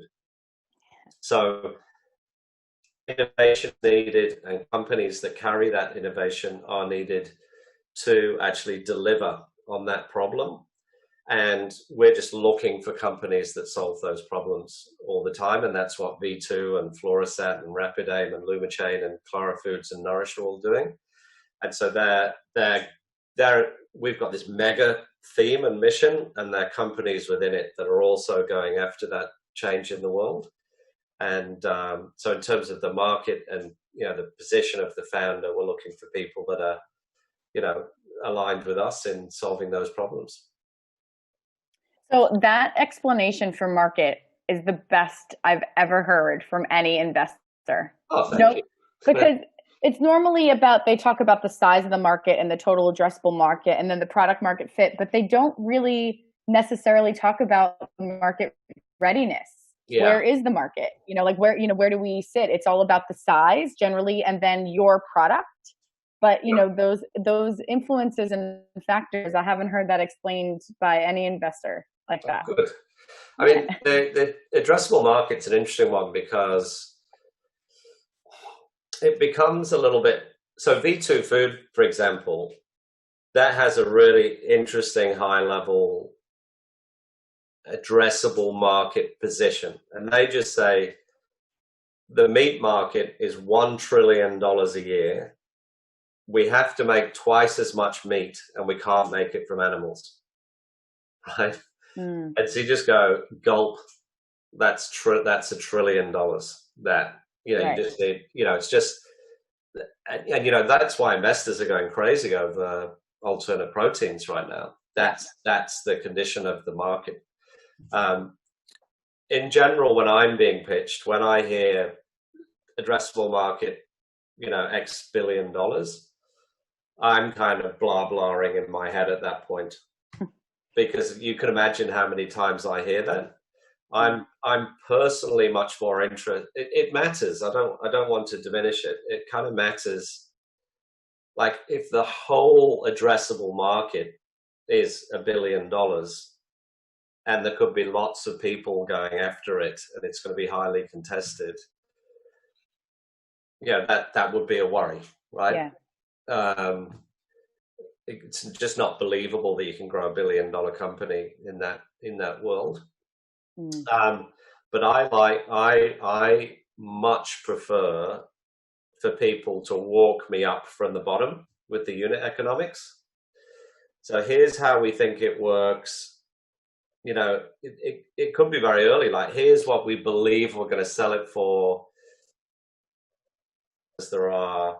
Here's how we sell it. Here's how they upgrade. And if we get this many of them, we're already at $100 million a year. That sort of, so you can. So I mean, here's another good tip for speaking to investors. Like, if you put big numbers up there without doing the math for them, they will be doing the math in their head instead of listening to you. And so just walk them through it. And it doesn't have to be proven yet, especially in the early stage where it probably can't be. But it's kind of, and this goes back to the slam dunk financing metrics that I was talking about before. You might not have loads of sales, but it's brilliant if you can say, at the beginning of this round, here's what we thought we'd sell our product for and how it would be sold. And we set out to sell that to 10 customers, and we did, and we were right. And now we're going to sell it to 1,000. Do you know what I mean? Mm-hmm. You just got so much more confidence that you can do what you said you were going to do at that point. That's such great timing, Phil, because the students just turned in an assignment where we talked about the importance of milestones. Great. Yeah, so it's very relevant. It's everything. So you talked a little bit about walking through the unit economics kind of from the bottom up. Yeah. Is that how you estimate the potential? And are there any other financial models that you've established over the years, or is it more your gut feeling? Well, the way we phrase it a lot is, what do I have to believe? So you kind of look at a company and go, what do I have to believe that this company will be successful, or that this company will be $1 billion company? Yeah, so I have to believe that Gilmour Space can launch 1,000 rockets in a 10-year period. I'm just making up numbers here, right? But based on the business model. So then you go, well, okay, well, are there 1,000 people that need things launched in the next 10 years? Mm-hmm. And you can just start to ask questions. It leads to all the exploration questions that you would do with the team and with customers and with the market to understand it.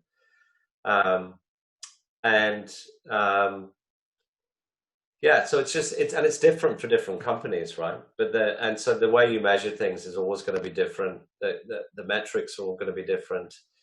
But I think a really good way to think about financial modeling is to do it so that you can stress test it in the model. So I think for me, the best models have got, big yellow boxes with the variables in it. And you go, well, what if we only convert at half that rate? Or what if we convert at twice that rate? Or what if we put the price up 50%? Or what if we can't sell it for that much? What if we must put the price down 50%? And does the business completely change at that point? And and that's as opposed to the perfectly architected Excel spreadsheet with the 10% growth per month and all the models kind of built in each month. It's kind of life isn't that simple, unfortunately. So we need to be able to stress test our models. And then based on what we think the market's going to do. So finance students, so pay attention to that. I always tell them how important it is. I said, we'll learn these concepts and all of the modeling. I said, you're going to throw them all out the window at some stage. But actually start your business, because it's going to be important at a certain stage, but really it comes down to those fundamentals and how you can, craft that. So very topical in our class. Yeah. I mean, it's presenting. You want to do two things. You want to present financially a view of the world you think is possible, and that you're committed to try and make real. And to help somebody understand it, you want to show them the stresses in there, and go, so look, I'll show you what I mean. I mean, even if we have to sell it 20% cheaper, we can still do this. Or if it's 20, you can help somebody understand your model by having a model that can flex. Okay. Do you want to keep going and we'll go through a couple more slides if you have them, and then we'll go back. No, I've got no more slides, but I'm happy to answer a couple more questions. Yay! Thank you so much. So Philip asks, how is the Australian startup ecosystem compared to other places in the world, and is our ecosystem competitive?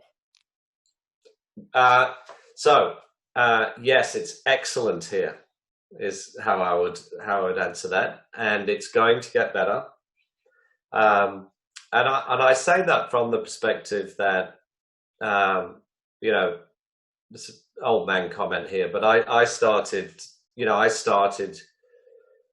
helping startups in 2008, and I was in startups for the 10 years before that. But in 2008, remember my intro? I tried to get a job in a startup as a CTO in 2008, and there were no startups to get a job in that were funded, at least, right? There was that. It was a desert here. Another stat for you is when we founded Pollenizer that year, the entire pool of venture capital in this country was less than our fund. Wow. Right. Our single fund is bigger than the entire venture capital community back then. So, and it's just getting bigger and bigger over time. And of course, there's never enough money for all the brilliant entrepreneurs that are out there. It's always hard. But it's getting better and better, and it's getting possible. Yeah, I think one of the things in particular that's getting better is when you are funded, and if you continue to show traction, you'll probably continue to get funded. And we're having less of what used to happen in the past, which is companies just not being able to get money because there isn't any, right? And that's, or, not being able to get money because the only way to get money is to go to America, and we haven't had time to build the relationships there, and, all those problems. So there is now a standalone, brilliant, connected, flowing venture capital community in Australia, which there wasn't before, which we're all hopeful is going to continue getting stronger, and we're all working hard to do that. All around that, there is people working to remove all the friction for, there are brilliant services now that help people start, programs to help people figure out how to get as far forward as they can, effectively, cheaply, with the resources that they have. There are accelerators that will fund you. There are angel groups and family offices actively investing in startups now. There are statewide schemes that give you grants. There's the R&D tax incentive, which is absolutely brilliant, and we can never take that for granted. I mean, nearly just every company I've worked with, as long as that's been around, has literally relied upon it as part of its funding. And then, past where we are, there are people reaching down now. It's like Sistine Chapel with Adam's finger and God's finger, right? Everyone's reaching out and trying to build the chain. And, there's superannuation funds investing in our portfolio now directly, not just as an investor in our fund, but directly. Oh, wow. That joining up is brilliant, because the bad thing for all of us is when there's not a join. Yeah. Right. And companies are lost in the wilderness with no one to help them get through. And that's increasingly disappearing as a problem. And we've got to get a lot better, but it's really good. And even when I started Pollenizer and all the Startup Genome Project was happening, and things like Startup Muster and all these surveys of startups, what's always shone through is the Australian community is very entrepreneurial and determined, and that is an asset where we have a strength. And now the rest of the capital and all the other things are flowing in around it. We're in a very powerful position that we can really double down on and be in a good place over the next decade. And students, I know I wrote this in the announcement, but Phil is arguably the reason why we have a startup ecosystem in Australia. So he really was, one of the pioneers that really brought that ecosystem to life here, without a doubt. Thank you, Liz. You're very kind. It's true. I want the students to. I'm like, do you know who Phil is? You need to. Okay, so do you think advanced technology will affect performances of your previous investments? the innovation technology may cause a startup to lose market share. For example, 5G. People hold a different opinion with it. What do you think about that? Yeah. Yes. I think that's right, and I think it's just another dynamic of markets are changing very, very quickly. I mean, gosh, especially now, right? It's different now than it was in January. Mm-hmm.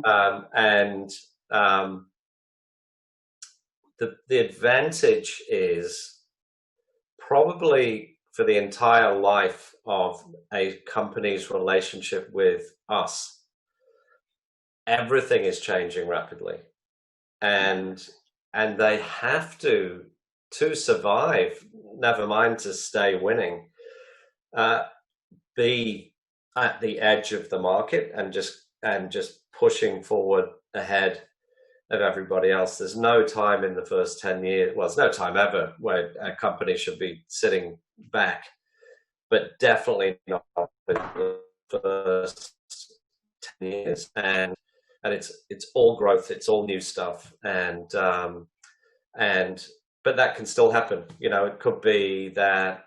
So I'll give you an example. In our portfolio, we have Myriota, for example, Myriota does internet connectivity, no matter where you are in Earth, connected via satellite. So you can put it on a shipping container, or on a cow in far north Queensland, or on a water pump in Western Australia, or something like that. And but what if narrowband IoT just gets rolled out all over Australia by Telstra, and it's already in everyone's phone? Or what if people just roll out 5G antennas in far north Queensland and things like that? We're making a bet that isn't going to happen, that maybe it will. Mm-hmm. It's all a series of bets. Okay. Do you have your best investments or exits so far? Well, we're only 3 years old, and so we certainly do not have any exits. We've got lots of growth. We're pretty proud to be growing at a rate the same as, or a little bit faster than, Tier 1 Silicon Valley VCs. Mm-hmm. And we think that's because our thesis so far has been correct, that there's a lot of latent value in Australian science that is kind of exploding out now, and really materializing that value. V2 Food is an example.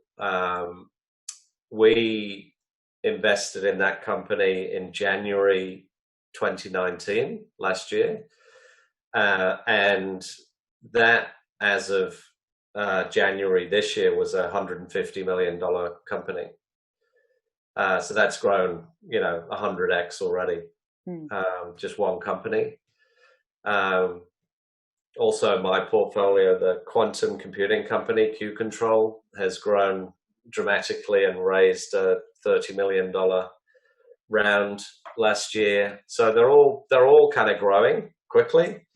But they can.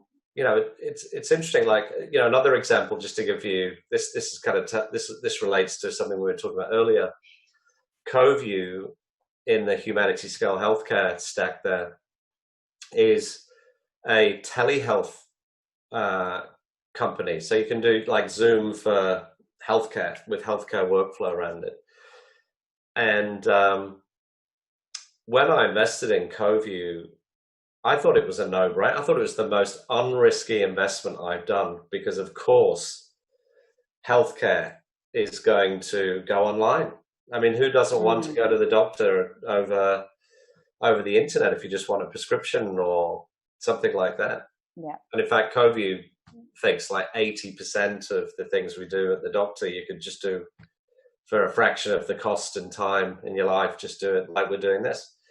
But oh my gosh, that was really hard. The market was not interested. The healthcare sector had no interest in changing anything about how it does business.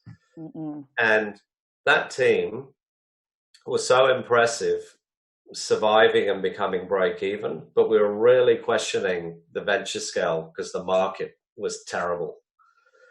And then COVID happened, and now it's a massive company.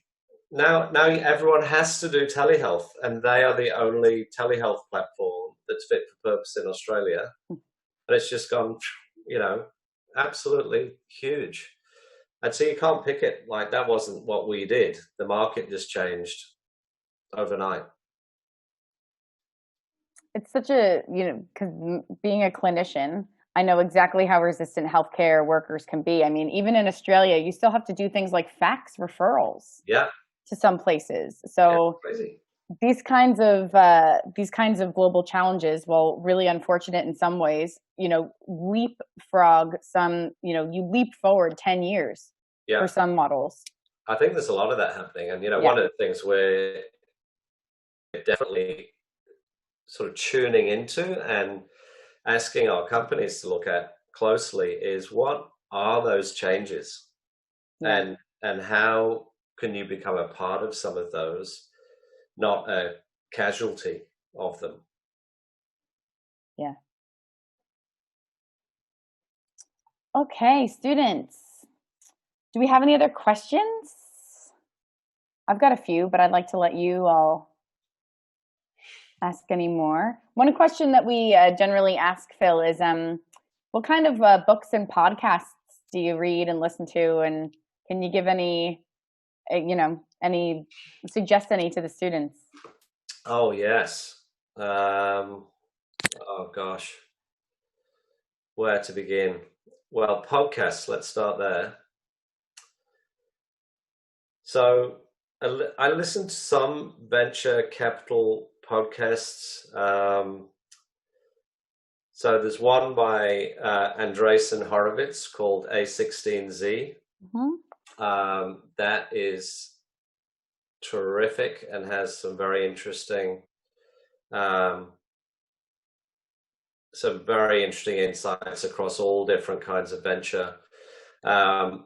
There's an NPR podcast called Planet Money, which I love, and just gives you just everything to do with money, and it's and interesting in the sense that I took you through how venture capitalist works. It's like, how does that work? Like, if I understand how that works, then I know how to get the best out of it. So that's absolutely fantastic. I could stay on podcast for a second.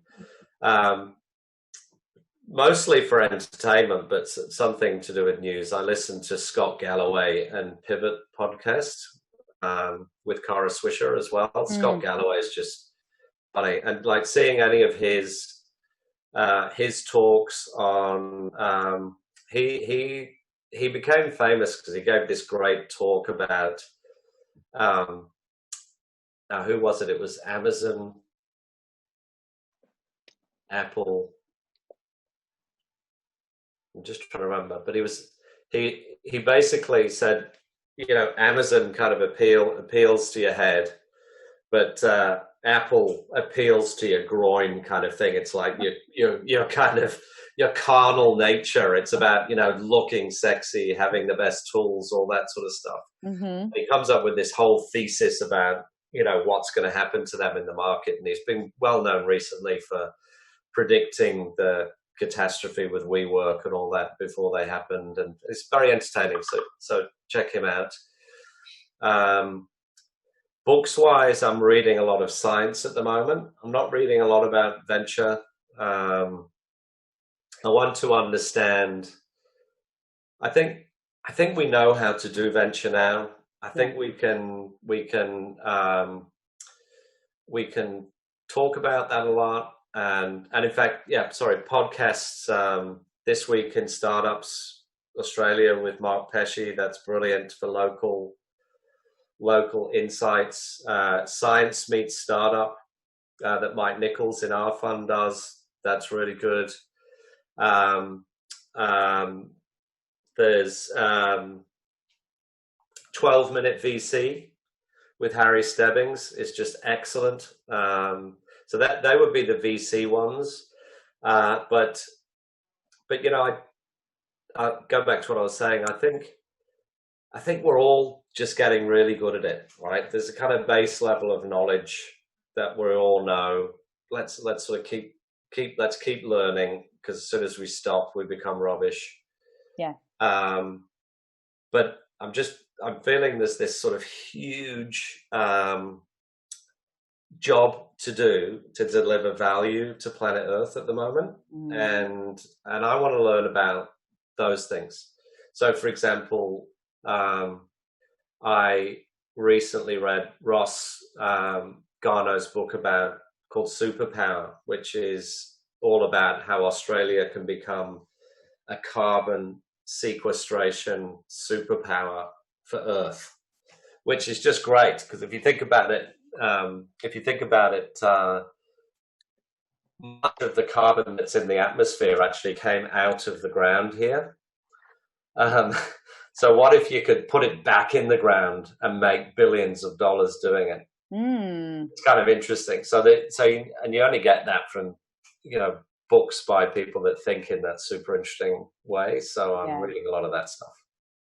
Wow, it's like reverse engineering mining. Yeah, it's like, well, you're gonna, you know, carbon. If you can't be in the air, it's either going to be in the earth or in the sea. So we've got to figure out how to put it there and keep it there. Yeah. Okay.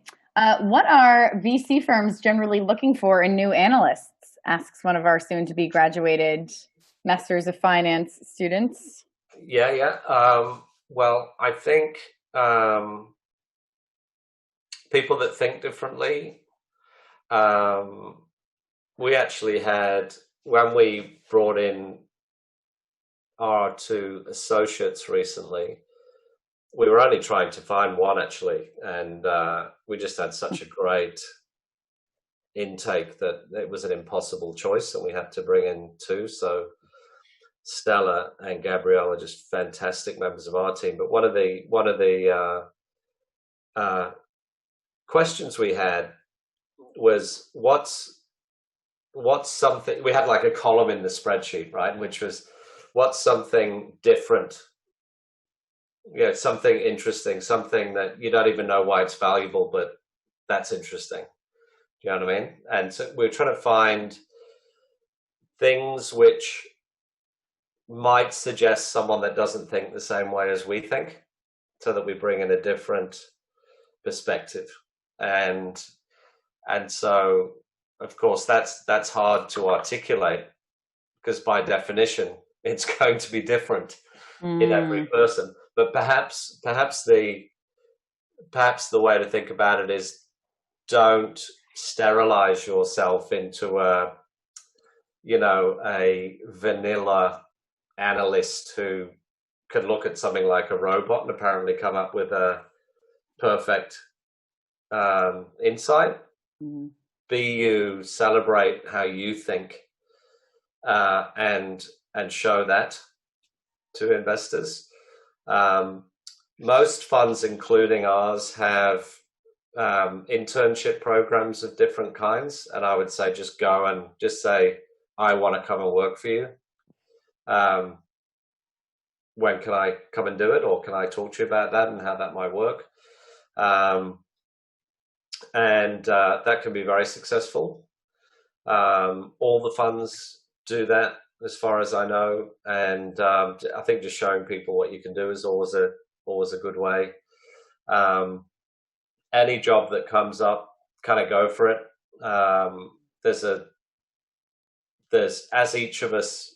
So, for example, recently SquarePeg were looking for people, and we said, do you want us to send the great people that were on our list? And we couldn't hire them. So then we emailed those people and said, hey, reach out to SquarePeg if you're still interested in this kind of job.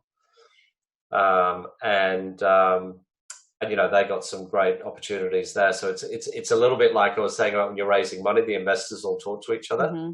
Same here, right? So and they like that you're showing up in different places. Yeah, you know, it's a good look. Any other questions, students?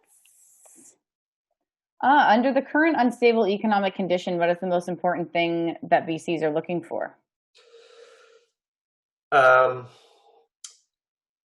So there's a few things. So we've obviously just come through and to some extent are still in triaging our whole portfolio in partnership with the founders, stress testing the companies and just seeing what does it mean for them that COVID-19 is happening. And so there was a series of questions we've gone through together about what's changed, what the opportunities are. Can we reach people in the same way? Do we rely on physical channels to reach customers and things like that? And we've tested, so we've tested the business model and either been convinced it's okay, or we're in the process of testing new models with some of the companies. We've looked for 2 years of runway in each company. So all of our portfolio now has at least 2 years of runway, giving them time to have a very powerful slam dunk financing in what could be a difficult market condition at the time. And then the third thing that we're looking for and encouraging founders to have, both in the portfolio and people that come to us, is kind of what's your relevancy in this world? It's a super extreme version of what's a sort of fairly standard question anyway, but investors are still investing, the market's still working, customers are still buying, correct, but they're really distracted. Right? So if you're basically saying, I know this COVID thing's going, if you're saying without saying, I know this COVID thing's going on, but I've got this really great widget. You know, it's like everyone's going, well, that's great, but I'm busy trying to figure out this other stuff, right? But if you're saying remote work's now easier because of me, or remote healthcare is now easier because of me, or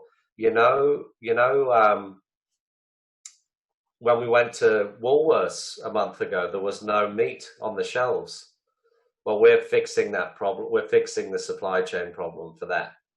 Make that go away. You know, all those sorts of things. So, and I'm not suggesting that it has to be directly related to COVID-19, but we think the world is going into a phase in which nearly all of us know there are some big problems to fix. You know, coming out of the pandemic, fixing climate change, making enough food, building new industries in Australia, making healthcare more affordable. You know, the camel's back is breaking, and so, you know, let's make important companies that live in that world, and everyone wants to exist. And you know, sometimes one company can become that just by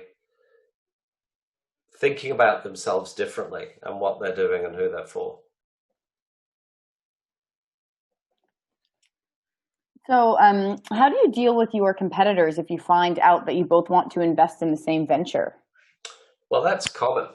I think probably the art of venture is to always be doing that in your control.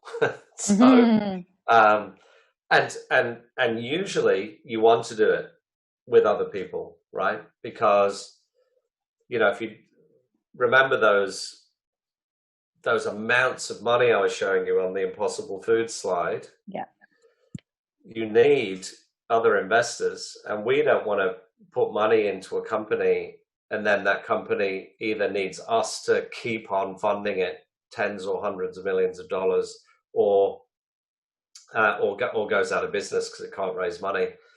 And the way you do that is you build a syndicate of investors who think the same way, who have enriching networks of customers, partners, investors, and you say, you know, we can do this better if we do this together. And so that's very common, and there's a lot of that. That is business as usual, the venture capital. And in fact, you know, it's a really good conversation to have. It's like, I would love it if you guys and these guys invested, and here's why, right? Have a reason, not just because I get twice as much money, but actually because of the mutual networks.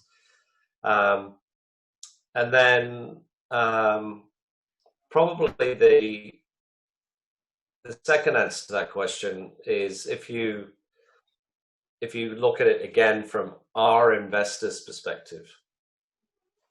So what if you were going to invest in our fund compared to Blackbird or SquarePeg, what question would you ask yourself?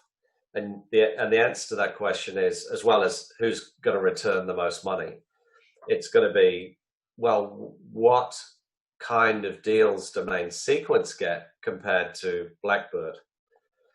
And you have to have the belief that you get unique deal flow from one over the other. Yeah. And so that's where it comes into play, that there is competition to have a unique, I mean, the best portfolio to our customers, our investors, is one that is on one hand unique, and on the other hand supported through co-investments with trusted, you know, tier one other investors. And if you've got that together, you've got a well humming venture capital fund. Okay, students, do you have we've probably got time for one more question. Anyone have the last one they'd like to ask? So I might go ahead, Phil. Maybe I'm the lecturer. Well, I'll go quickly. So so we could do two questions. So so you've got your 10-year model, and you're investing in deep tech, you know, and it's very much based on the research coming out of Australia. It's science-based. There's been a lot of challenges traditionally with those businesses because of the length of time it takes for those investors to get their return. Yeah. So do you think that your model is one that's only going to get bigger? Do you think that this is a trend that's going to continue, and that investors are learning to be, I wouldn't say more patient, but more understanding of the value of, you know, the time that it takes to create some of these massive companies? Yeah. So I have a few answers to that question, because they are very important for our fund. Yeah. One is, first of all, separate to our fund, there is the emergence now of funds which have longer horizons. Yeah. And it's to solve that problem. So some things do just take a long time, and people should have a long time horizon as they're trying to bring them to life.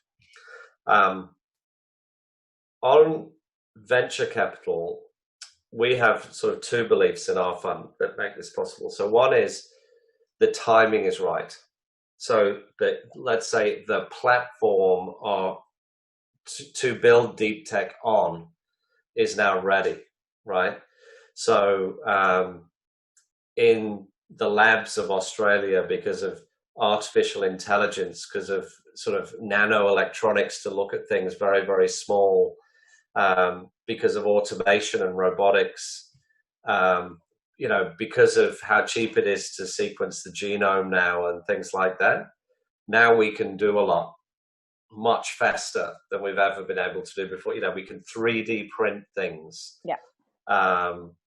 We can make pilot chips very quickly. We can, you know, all these things. We can do better, faster, more efficiently than we've ever been able to do before. So we're ready. We're ready for deep tech in venture. The second thing is, it's still hard though, and that's why we've needed to build a fund that's custom built for that problem. And so, for example, and you know, there are so many things that are, so there are things that are in common. Like, if you're a deep tech company, in general, you can't put an ad on Seek for a synthetic biology researcher into, you know, whatever. You actually have to have a network of people. You know, you can't put an ad in Seek for a quantum control engineer for Q control. So you have to know that whole community, and then and have a relationship with them, and you have to know how to reach the great people and support the founders in that way. You know, in feeding 10 billion people, for example, there are a subset of the investors of the world who are getting really interested in this now, like we are. And so I've made it my job to know all of them, right? And I don't know all of them yet, but I'm, you know, each week more come through, we get to know them, we're exploring doing deals together so we can help. That's introducing us to other companies, to other partners. We're understanding how those companies tend to exit, how they tend to grow, how they configure their businesses. We know we can work with government to help, you know, incentivize pilot plants being built and things like that. And so we can help them go faster and do it within 10 years is the simple answer. But you have to do it very, very deliberately. It's not the same as having a SaaS business or media company or something like that. And so, yeah, we've baked that into the design of our company to make that possible. We still have to believe that can be a substantial company in 10 years. Okay. And the last question, you mentioned that your VC fund is just 3 years old. How did you receive funding of $250 million as a new fund? So our fund began as a government initiative. And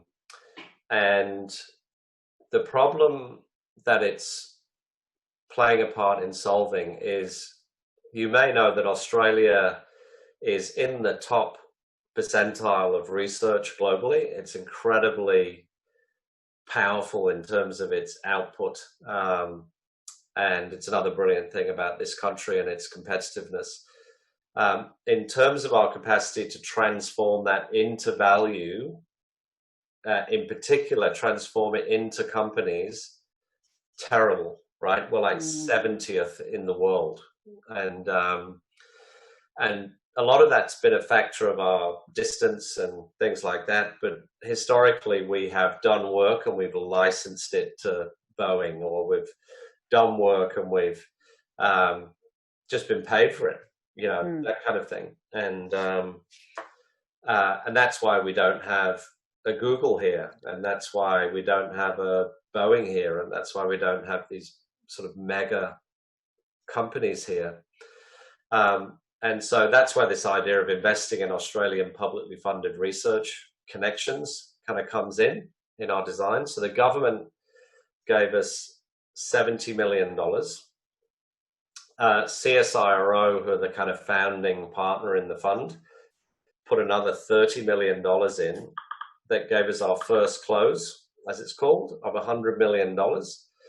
And then we partners raised the other $140 million from the private sector. And so that's our mix. It's between just like a startup, we have to raise money. We're always raising money. The other thing not everyone understands is funds go in cycles. So there's Main Sequence Ventures, and we're in Fund 1 now. And then soon we'll be, now we're raising Fund 2, and you have these overlapping cycles, and then the companies within each cycle grow for the next 10 years. So we're always raising money, just like a founder. Well, I mean, that was amazing, Phil. Nice. Thank you. Hang out with you guys. Oh, thank you so much this is the most students I've had on a Zoom call. Since we moved to Zoom. So I think there was a lot of interest in hearing the VC. Dave, do you want to say any words? Just a big thank you, Phil. Really appreciate that. It's this is our last class of the semester, so it's quite a great way to go out. Great. That brought a lot of stuff together. So thanks. Well, I'm at your disposal. The work you guys are doing is really important, and you've got the next generation of talent that we all need. So I'm always here for you. Just reach out if I can help. Hope it was useful. Thank you. Thank you so much, Phil. All right. Thanks, everyone. Good to spend some time with you. Good night. Good night. Good night. All right. Do you have anything else, Liz? I think that's pretty good. Good. Okay, let me just click a button. I had it timed to be available from 9, but let me see if I can actually publish now. It says it's published, so that means the third assessment should be visible. Okay. And I'll also, while you guys are looking at it, please feel free to download it. I'm also going to send it to you. Let me just make sure it's there.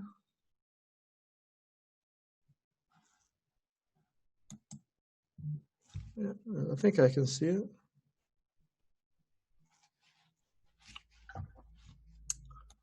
And I'll send a copy as well.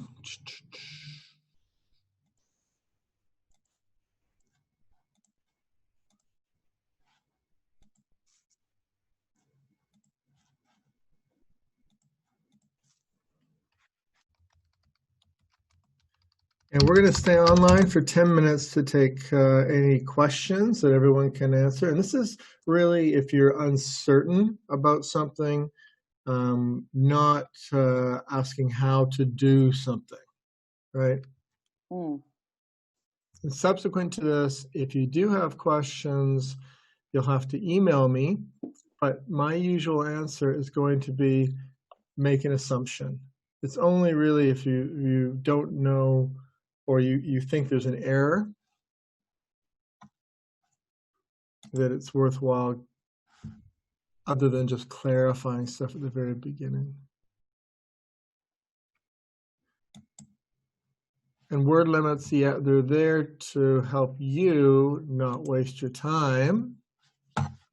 Someone said, oof, word limit, yeah. And brutal penalty if you don't follow it. So you lose half the marks, half the potential marks before you even, you forfeit half of what you've earned. So you have to be very careful about that.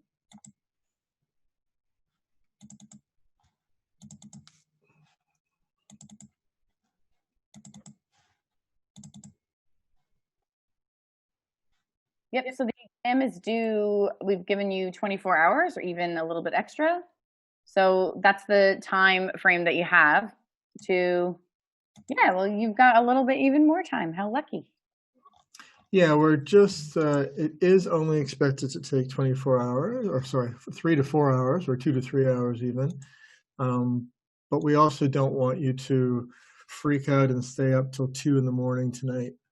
So yeah. It will, we want you to get it back submitted by 11 o'clock tomorrow. And at the same time also, please email your assignment back to Liz. All right, so submit it online in the proper spot and also email it. That way we have a copy time-stamped that you got it in as well. The word limits are only your words. So you'll notice that the questions are in italics. So right after each question in the same document, just type in your answers there. And to check the length of your response, you can just highlight that section and then right click it up to word count in Word, and it'll tell you if you're below the limit.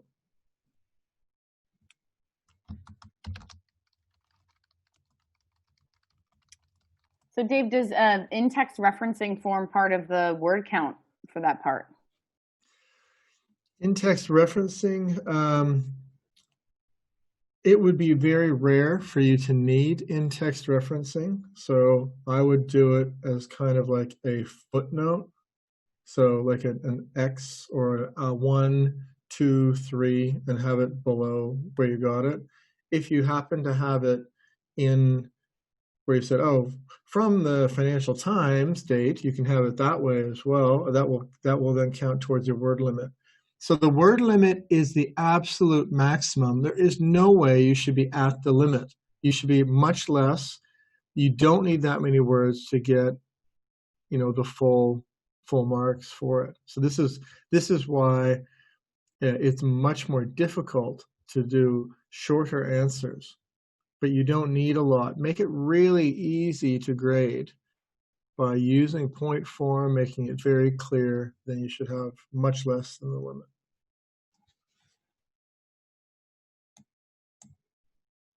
Sorry, I'm not looking at that. I'm just sent out your, you should get this by email as well. Yeah, so I'm telling you 11 o'clock is your deadline. The system will cut you off at 23:59 when you're uploading, but we want you to get it in by 11. You should answer the question in the same document that you download. Yeah, just put it in right after each question, and that makes it nice and easy. I have a question. So should we use cover page or not? Because we should use cover page like previous. No, you're submitting this up into your, when you submit it up in the Canvas site, it automatically keeps it into and identifies it as your file. When you email it to Liz, Liz knows where she gets it from. So in both those cases, you don't need a cover sheet. You're still bound by all of the rules and regulations of doing anything at UTS, and that is you should not be cheating, you can, all that, but we're not even asking you to sign anything for that. You're under that obligation by being a student. So you actually have to follow those rules anyway. One more question. Maybe I missed. So for our reference, so maybe I missed you're talking about reference. It's very, very unlikely you will need any references in here. However, if you lift something off a website, you need to make sure you have a reference for that.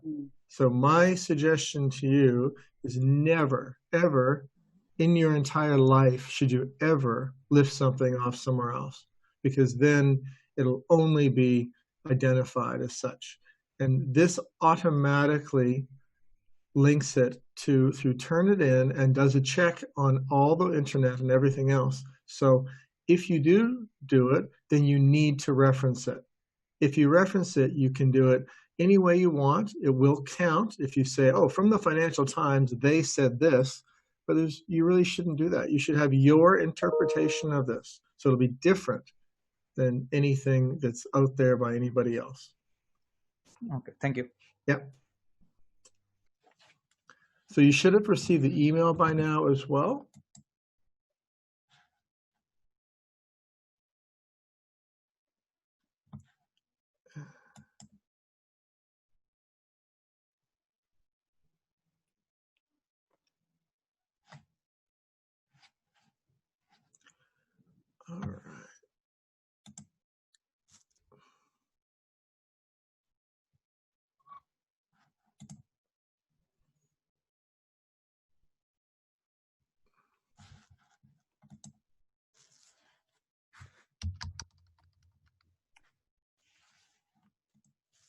Yep, Aditha, you can do that. Just do the student number, last name, first name. Yeah, you can just put your student number at the end. The way that we're asking you to submit it automatically saves it in its own files, and when you send it to Liz, she'll have an email that actually identifies it as well. But if you want to put your student number there as well, go for it.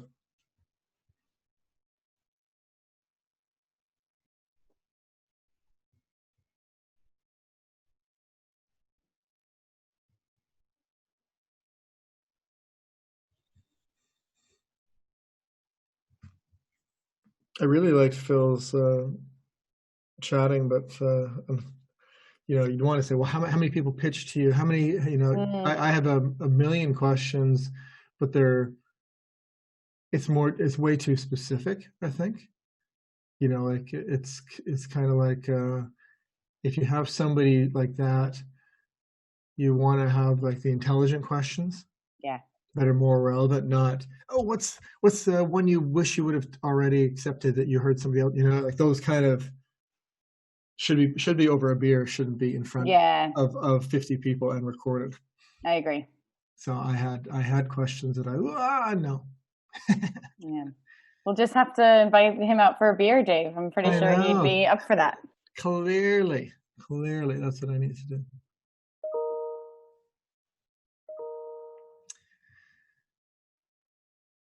I have too many emails. Did I tell you my current inbox it has 27,083 unread emails? Oh my gosh. That's my UTS one, because I basically scan some and I wait for people to send it again if it's important. Fair enough. Have I ever showed you my non-work email? Let's see if it shows up here. Whoops. Can you see how many? 234,000. Yeah. So it's people that go for inbox zero. I was just gonna say, I'm like, there's a thing called inbox zero, but I find that hard too. Everyone says inbox zero is just, you know, it's actually not spam.